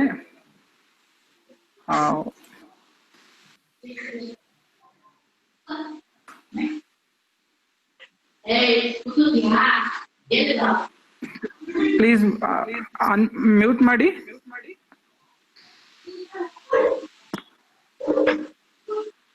Srinivas sir, please mute your microphone sir. Mute ಮಾಡಿ ಪ್ಲೀಸ್. ನಿಮ್ಗೆ ಲಾಗಿನ್ಗೆ ಒಂದು ವೆಬ್ ಲಿಂಕ್ ಅನ್ನ ಕೊಡ್ತೀವಿ. ಆ ವೆಬ್ ಲಿಂಕ್ ಆಗಿ ಹೋದ್ಮೇಲೆ ನಿಮ್ಗೆ ಲಾಗಿನ್ ಅಂತ ಬರುತ್ತೆ. ಇಲ್ಲಿ 2 ತರ ಲಾಗಿನ್ ಇದೆ. ಒಂದು ಕಾಲೇಜಸ್ ಮತ್ತೆ ಯೂನಿವರ್ಸಿಟಿ ಲಾಗಿನ್ ಆಗ್ಲಿಕ್ಕೆ ಒಂದಿದೆ, ಇನ್ನೊಂದು LIC ಕಮಿಟಿ ಲಾಗಿನ್ ಇದೆ. ಈಗ ಕಾಲೇಜಸ್ ಮತ್ತೆ ಯೂನಿವರ್ಸಿಟಿ ಲಾಗಿನ್ ಬಂದು ಇದು ಮೇನ್ ಲಾಗಿನ್. ಇಲ್ಲಿಗೆ ನಿಮ್ಗೆ ಫಸ್ಟ್ ಗೆ request for logins for 2020 and 21 ಇಲ್ಲಿ ಕ್ಲಿಕ್ ಮಾಡ್ಬೇಕಾಗತ್ತೆ. ಇಲ್ಲಿ ಕ್ಲಿಕ್ ಮಾಡಿದ್ರೆ ಅಫಿಲಿಯೇಷನ್ ರಿಕ್ವೆಸ್ಟ್ ಫಾರ್ಮ್ ಇಲ್ಲಿ ಬರುತ್ತೆ.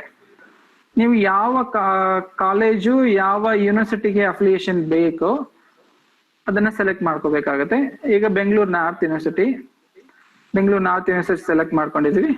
ನೋಡಿ, ಇಲ್ಲಿ ಹೊಸ ಕಾಲೇಜ್ ಸ್ಟಾರ್ಟ್ ಮಾಡ್ತಿದ್ದೀರಾ ಅಂದ್ರೆ ನ್ಯೂ ಕಾಲೇಜ್, ಎಕ್ಸಿಸ್ಟಿಂಗ್ ಕಾಲೇಜು ಆಗಿದ್ರೆ ಅದು ಎಕ್ಸಿಸ್ಟಿಂಗ್ ಕಾಲೇಜಲ್ಲಿ ಸೆಲೆಕ್ಟ್ ಮಾಡ್ಕೋಬೇಕಾಗುತ್ತೆ. ಸೆಲೆಕ್ಟ್ ಮಾಡ್ಕೊಂಡಿದ್ದಾದ್ಮೇಲೆ ಎಕ್ಸಿಸ್ಟಿಂಗ್ ಅಂತ ನಾನು ಹಾಕಿದ್ದೀನಿ ನೋಡಿ, ಇಲ್ಲಿ ಡೀಟೇಲ್ಸ್ ಕೇಳುತ್ತೆ. ಒಂದು ಕಾಲೇಜ್ ನೇಮು, ಅಂದ್ರೆ ಕಾಲೇಜು ಆಲ್ರೆಡಿ ಫೀಡ್ ಮಾಡಿರ್ತೀವಿ ಯಾವ ಕಾಲೇಜು ಅಂತ. ಕಾಲೇಜಸ್ ಅನ್ನ ಸೆಲೆಕ್ಟ್ ಮಾಡ್ಕೋಬೇಕು. ನಿಮ್ ಕಾಲೇಜ್ ಯಾವ್ದಿದೆಯೋ ಆ ಕಾಲೇಜನ್ನ ಸೆಲೆಕ್ಟ್ ಮಾಡ್ಕೋಬೇಕು. ಕಾಲೇಜ್ ಅಡ್ರೆಸ್, ಇಮೇಲ್ ID ಮತ್ತೆ mobile number of the principal. ಇಷ್ಟು ಡೀಟೇಲ್ಸ್ ಅನ್ನ ಫೀಡ್ ಮಾಡಿದ್ರೆ, ಸೆಂಡ್ ರಿಕ್ವೆಸ್ಟ್ ಕೊಟ್ರೆ ಅದು ಯೂನಿವರ್ಸಿಟಿ ಲಾಗಿನ್ ಹೋಗುತ್ತೆ.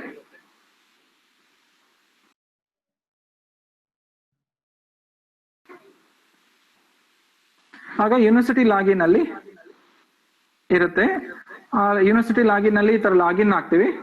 ಲಾಗಿನ್ ಆದ್ಮೇಲೆ ರಿಕ್ವೆಸ್ಟ್ ಅನ್ನ, ಪಾಸ್ವರ್ಡ್ ಮತ್ತೆ ID ಅನ್ನ ಜನರೇಟ್ ಮಾಡ್ಲಿಕ್ಕೆ ಎನೇಬಲ್ ಮಾಡ್ತೀವಿ. ಆಗ ಯಾವ ನಂಬರ್ ಅನ್ನ ಕೊಟ್ಟಿರ್ತೀರೋ ನೋಡಿ ಇಲ್ಲಿ ಇರುತ್ತೆ. ಇಲ್ಲಿ ನೀವೇನ್ ಕೊಟ್ಟಿರ್ತೀರೋ ಅಪ್ಲಿಕೇಶನ್ ಅನ್ನ ಜನರೇಟ್ ಮಾಡ್ಲಿಕ್ಕೆ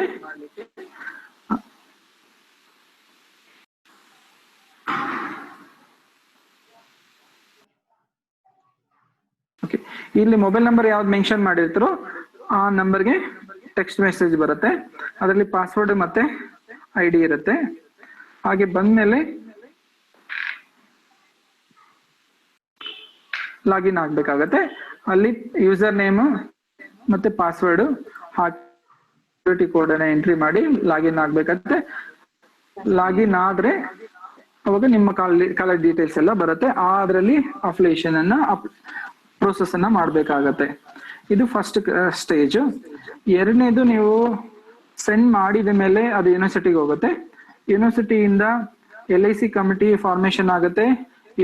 LIC ಕಮಿಟಿಗೆ ಇನ್ಫಾರ್ಮೇಶನ್ ಬರುತ್ತೆ. ಅವಾಗ LIC ಕಮಿಟಿ ಕಾಲೇಜಸ್ ರಿಲೀಸ್ ಮಾಡುತ್ತೆ. ನೆಕ್ಸ್ಟ್ LIC ಕಮಿಟಿ ವಿಸಿಟ್ ಮಾಡಿದಾಗ ಅವರು ರಿಪೋರ್ಟ್ ಮಾಡ್ತಾರೆ. ಯೂನಿವರ್ಸಿಟಿ ಕನ್ಸರ್ನ್ ಬಾಡೀಸ್ ಏನಿರ್ತವೆ ಅದರ ಅಪ್ರೂವ್ ಆಗಿ ಗೌರ್ಮೆಂಟ್ಗೆ ಹೋಗುತ್ತೆ. ಮತ್ತೆ ಗೌರ್ಮೆಂಟ್ ಇಂದ ಬಂದ್ಮೇಲೆ ಯೂನಿವರ್ಸಿಟಿಯಿಂದ ನೋಟಿಫಿಕೇಶನ್ ಆಗುತ್ತೆ, ಅದು ಅಫಿಲಿಯೇಷನ್ಗೆ ಸಂಬಂಧಿಸಿದಂತೆ. ಇಷ್ಟು ಆಸ್ಪೆಕ್ಟ್ಸ್ ಅನ್ನ ನಾವು ಗಮನಿಸಬೇಕಾಗತ್ತೆ. ಪ್ರತಿಯೊಂದು ಆಸ್ಪೆಕ್ಟ್ ಅನ್ನು ಕೂಡ ಕಂಪಲ್ಸರಿಯಾಗಿ ಅಟೆಂಡ್ ಮಾಡ್ಬೇಕಾಗತ್ತೆ. ಫಾರಂ ಅನ್ನ ಜನರೇಟ್ ಮಾಡಿ ಅಫಿಲಿಯೇಷನ್ ಪ್ರೋಸೆಸ್ ಮಾಡ್ಬೇಕಾಗತ್ತೆ.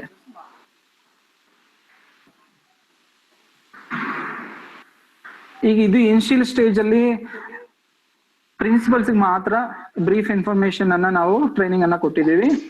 ನೆಕ್ಸ್ಟ್ ಕೋಆರ್ಡಿನೇಟರ್ಸ್ ಏನ್ ನೀವು ಕಾಲೇಜಸ್ ಅಲ್ಲಿ ನೀವು ಅಪಾಯಿಂಟ್ಮೆಂಟ್ ಮಾಡಿದಿರೋ ಅವ್ರಿಗೆ ಕಂಪ್ಯೂಟರ್ ನಾಲೆಜ್ ಇದ್ರೆ ತುಂಬಾ ಯೂಸ್ಫುಲ್ ಆಗುತ್ತೆ.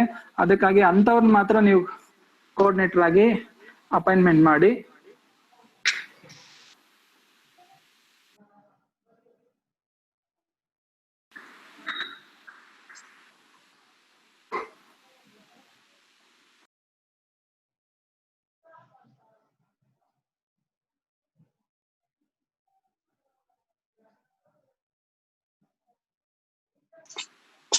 Raghu sir, Raghu sir user ID ಮತ್ತೆ ಜನರೇಟ್ ಮಾಡ್ಬೋದಾ ಸರ್ ಇವತ್ತಿಂದ? ಇಲ್ಲ ಬೇಡ ಬೇಡ, ನಾವು ಲಿಂಕ್ ಕಳಿಸ್ತೀವಿ. ಲಿಂಕ್ ಕಳಿಸಿದ ಮೇಲೆ ನೀವು ರಿಕ್ವೆಸ್ಟ್ ಕೊಡಿರಂತೆ. Okay sir, thank you sir. ಈಗ ಯೂನಿವರ್ಸಿಟಿ ಕಡೆಯಿಂದ ನಿಮ್ಗೆ ಸರ್ಕ್ಯುಲರ್ ಬರುತ್ತೆ. ಅಂಟಿಲ್ ನೀವು ನಾವೇನೀಗ ತೋರಿಸಿದೀವೋ ದಯಮಾಡಿ ಅದಕ್ಕೆ ಲಾಗಿನ್ ಆಗಿ ನೀವು ರಿಕ್ವೆಸ್ಟ್ ಕೊಡಕ್ಕೆ ಹೋಗ್ಬೇಡಿ. Doctor Raghu sir. Okay sir, noted sir. Please sir Raghu sir ಹೇಳಿ ಸರ್. ಹೇಳಿ ಸರ್. ಸರ್ ಇದು ಗವರ್ನ್ ಕೌನ್ಸಿಲ್ ಇನ್ನೂ ಅಲಾಟ್ ಮಾಡಿದೀರಾ, ಬಟ್ ಇನ್ನ ಅವ್ರು ನಮ್ಗೆ ಬಂದಿಲ್ಲಲ್ಲ ಸರ್. ಅದು ಹೇಗೆ ಮೆನ್ಷನ್ ಮಾಡೋದು? ಪಾರ್ಟ್ 1 ಅಲ್ಲಿ ಗವರ್ನ್ ಕೌನ್ಸಿಲ್ ಏನೋ ಒಂದು ಆಪ್ಷನ್ ಇದೆ ಅಲ್ವಾ? ಓಕೆ, ಅದು ಬಂದು ಮೊನ್ನೆನೆ ಗವರ್ನ್ ಕೌನ್ಸಿಲ್ ಮೆಂಬರ್ಸ್ ಲಿಸ್ಟ್ ಎಲ್ಲ ಕೊಟ್ಟಿದ್ದಾರೆ ಒಂದೊಂದು ಇದಕ್ಕೂ. ಅದು ಹೇಗೆ ಅದು ಹೇಗೆ ಪ್ರಾಸೆಸ್ ಮಾಡೋದು? ಇಲ್ಲ ನೋಡಿ, ನೀವು ಅಲ್ಲಿ ಒಂದೊಂದು ಚೇರ್ಮನ್ ಮತ್ತೆ ಸೆಕ್ರೆಟರಿ ಇರ್ತಾರೆ, ಮೆಂಬರ್ ಸೆಕ್ರೆಟರಿ ಇರ್ತಾರೆ, ಮೆಂಬರ್ಸ್ ಇರ್ತಾರೆ. ಮಾತ್ರ ನೀವು ಈಗ ಫ್ರೆಶ್ ಆಗಿ ಬಂದಿದ್ರು ಕೂಡ ನೀವು ಅಪ್ಲೋಡ್ ಮಾಡ್ಬೋದು. ಅವ್ರ ಡೀಟೇಲ್ ಮಾತ್ರ ಕೊಟ್ರೆ ಸಾಕು? ಹೌದೌದು, ಅವ್ರ ಹೆಸರೆಲ್ಲ ಹಾಕ್ಬೇಕಲ್ಲಿ. Okay sir, okay okay okay. ತೋರಿಸಿದೀವಲ್ಲ ನಿಮ್ಗೆ. Okay correct. ಅವರ ಸರ್ ಅದು sir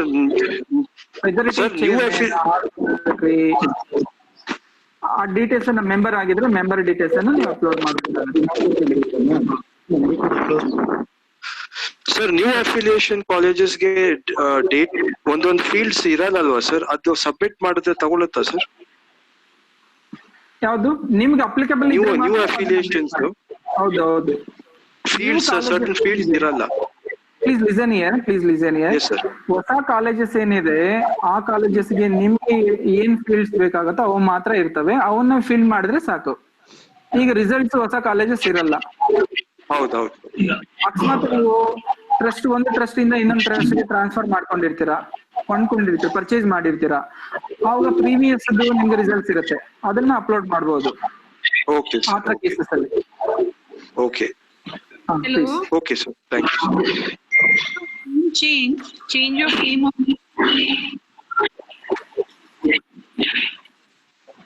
Hello. Please.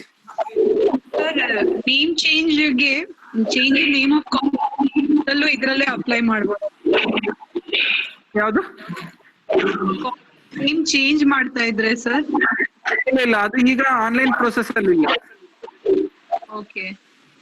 College name ಅನ್ನ ಚೇಂಜ್ ಮಾಡೋ ಪ್ರೊಸೆಸ್ ಈಗ ಆನ್ಲೈನ್ ನಲ್ಲಿ ಇಲ್ಲ. ಅದು ಆಫ್ಲೈನ್ ಅಲ್ಲೇ ಮೊದಲು ನೀವೇನ್ ರಿಕ್ವೆಸ್ಟ್ ಮಾಡ್ತಿದ್ರಿ ಯೂನಿವರ್ಸಿಟಿಗೆ ಅದೇ ತರ ಪ್ರೊಸೀಜರ್ ಅನ್ನ ಫಾಲೋ ಮಾಡ್ಬೇಕಾಗತ್ತೆ. ಆ ಪರ್ಮಿಷನ್ ತಗೊಂಡ್ಮೇಲೆ ನೀವು ಅಪ್ಲೈ ಮಾಡ್ಬೇಕಾಗುತ್ತೆ. ಸರ್ ಅದು ಏನಾದ್ರೂ ಡೇಟ್ ಇದೆಯಾ ಸರ್ ಅದಕ್ಕೆ? ಅದೆಲ್ಲ ಯೂನಿವರ್ಸಿಟಿ ಕಡೆಯಿಂದ ನೋಟಿಫಿಕೇಶನ್ ಆಗುತ್ತೆ, ಸರ್ಕ್ಯುಲರ್ಸ್ ಇಶ್ಯೂ ಆಗುತ್ತೆ. ಓಕೆ. ನಮಸ್ಕಾರ ಸರ್. ಸರ್ ನಾವು ಹಿಂದೂಸ್ತಾನ್ ಕಾಲೇಜಿಂದ ಮಾತಾಡೋದು. ಇಯರ್ಫೋನ್ಸ್ ಯೂಸ್ ಮಾಡಿ. ಹಲೋ, ಒಂದ್ ನಿಮಿಷ ಮಾತಾಡ್ಬೇಡಿ ರೀ. Please be silent please. Honourable registrar sir ಇದ್ದಾರೆ, ಮಾತಾಡ್ತಾರೆ. Please be silent. Honourable registrar sir ಮಾತಾಡ್ತಿದ್ದಾರೆ, ದಯಮಾಡಿ ಯಾರು ಮಾತಾಡಕ್ ಹೋಗ್ಬೇಡಿ, ಮ್ಯೂಟ್ ಮಾಡ್ಕೊಳ್ಳಿ ಪ್ಲೀಸ್. ಅಲ್ಲ ದಯವಿಟ್ಟು ಕೇಳಿ. Thank you nice presentation. ಸ್ವಲ್ಪ ನಮ್ಮ ಎಲ್ಲ ಪ್ರಿನ್ಸಿಪಾಲ್ಗಳಿಗೂ ಯಾರು ಇವತ್ತು ಜಾಯಿನ್ ಆಗಿದ್ದಾರೆ ಅವಾಗೆಲ್ಲ ಸ್ವಲ್ಪ ಅರ್ಥ ಆಯ್ತು ನನಗೆ ಅನಿಸ್ತದೆ. ಬಟ್ ಈ ಕಂಪ್ಯೂಟರ್ ನಾಲೆಡ್ಜ್ ಇದ್ರೆ ಅವಾಗ ತುಂಬಾ ಬೇಗ ಇದು ಗೊತ್ತಾಗ್ತದೆ. ಆಮೇಲೆ ಮುಖ್ಯವಾಗಿ ಪ್ರಿನ್ಸಿಪಾಲ್ ಪಾತ್ರ ಇದು. ನೀವೇ ಕುಂತು ಪಕ್ಕದಲ್ಲಿ ನೀವೇ ಕೂತು ಮಾಡಕ್ ಆಗೋದಲ್ಲ ಇದನ್ನ. ಇದಕ್ಕೆ ಬೇಕಾದಂತಹ ಕಂಪ್ಲೀಟ್ ಮಾಹಿತಿಯನ್ನ ತಾವು ತಗೊಂಡು ನಿಮ್ಮ ಕೋಆರ್ಡಿನೇಟರ್ ಮತ್ತು ನಿಮ್ಮ ಏನು ಡೇಟಾ ಎಂಟ್ರಿ ಆಪರೇಟರ್ ಇದ್ದಾರೆ ಅವ್ರ ಪಕ್ಕದಲ್ಲಿ ತಾವು ಕೂತ್ಕೊಂಡು ಮಾಡಿಸುವಂತ ಕೆಲಸ ಇದು. ನೀವು ಡೈರೆಕ್ಟ್ ಆಗಿ ಮಾಡೋಕೆ ಸ್ವಲ್ಪ ಕಷ್ಟ ಅನಿಸ್ತದೆ ನನಗೆ. ಅದರಿಂದ ಸಂಪೂರ್ಣ ಮಾಹಿತಿ ಬೇಕು ನಿಮ್ಗೆ ಇದನ್ನ ಮಾಡೋದಕ್ಕೆ. ಆಮೇಲೆ ಇದು ಏನಿದೆ ಮಿನಿಮಮ್ 3 to 4 hours ಬೇಕಿದು. ತಾವು ಕಂಪ್ಲೀಟ್ ಮಾಹಿತಿ ತಗೊಂಡು ಮಾಡ್ತೀವಿ ಅಂತಂದ್ರೆ ಮ್ಯಾಕ್ಸಿಮಮ್ 4 hours ಕೆಲಸ ಇದು. ಆಮೇಲೆ ಸದ್ಯಕ್ಕೆ ಇನ್ನ ಇದನ್ನ ಏನು ಡೆಮೋ ಇದೆ ಅಂತ ಹೇಳ್ಬಿಟ್ಟು ಇದು ಇನ್ನ ಕೊಟ್ಟಿಲ್ಲ. ಗೌರ್ಮೆಂಟ್ ಇಂದ ನಮ್ಗೆ ಯಾವಾಗ ಆದೇಶ ಬರ್ತದೋ ತಮಗೆ ಕೊಡಿ ಅಂತ ಹೇಳ್ಬಿಟ್ಟು ಅವಾಗ ಕೊಡ್ತೀವಿ ನಾವು. ಅಲ್ಲಿ ತನಕ ತಾವು ಇದ್ರ ಬಗ್ಗೆ ನಿಮ್ಮ ಕೋಆರ್ಡಿನೇಟರ್ ಮತ್ತು ನಿಮ್ಮ ಡೇಟಾ ಎಂಟ್ರಿ ಆಪರೇಟರ್ಗೆ ಒಂದು ಮಾಹಿತಿಯನ್ನ ಕೊಡಿ ಅಷ್ಟೇ, ಯಾವ ಈ ರೀತಿ ಮಾಡ್ಬೇಕಾಗ್ತದೆ ಅಂತ ಹೇಳಿ. ಸೊ ಅಷ್ಟೇಳಿ ನಾನು ಈ ಮೀಟಿಂಗ್ ಅನ್ನು ನಡೆಸ್ಕೊಟ್ಟ ರಘುವರಿಗೆ ಆಮೇಲೆ ಪಾರ್ಟಿಸಿಪೇಟ್ ಮಾಡಿದ ತಮ್ಮೆಲ್ಲರಿಗೂ ನಾನು ಧನ್ಯವಾದನ ಅರ್ಪಿಸ್ತಾ ಇದ್ದೀನಿ. ಮತ್ತು ಈ ಸೆಷನ್ ಅನ್ನು ಮುಗಿಸ್ತಾ ಇದ್ದೀವಿ. ನಾವು ನೆಕ್ಸ್ಟ್ ಚಿಕ್ಕಬಳ್ಳಾಪುರಕ್ಕೆ ಜಿಲ್ಲೆಗೆ ನಾವು ಟ್ರೈನಿಂಗ್ ಕೊಡ್ಬೇಕಾಗೋದ್ರಿಂದ ಈ ಸೆಷನ್ ಅನ್ನು ಮುಗಿಸ್ತಾ ಇದ್ದೀವಿ. Thank you. Thank you sir. Thank you Raghu sir. Thank you register sir. Thank you everyone. Sir ನಮಸ್ಕಾರ ಸರ್. ರಘು ಸರ್ ಮಾತಾಡ್ಬೋದಾ? ಹೇಳಿ ಸರ್. ಸರ್ ಈಗ ಗ್ರೂಪ್ ಅಲ್ಲಿ ಮಾಡಿ ಮಾತಾಡೋಣ. ಈಗ ಇನ್ನೊಂದು ಮೀಟಿಂಗ್ ಇದೆ, please. Okay please. Thank you sir. Thank you Raghu sir. Okay sir, thank you.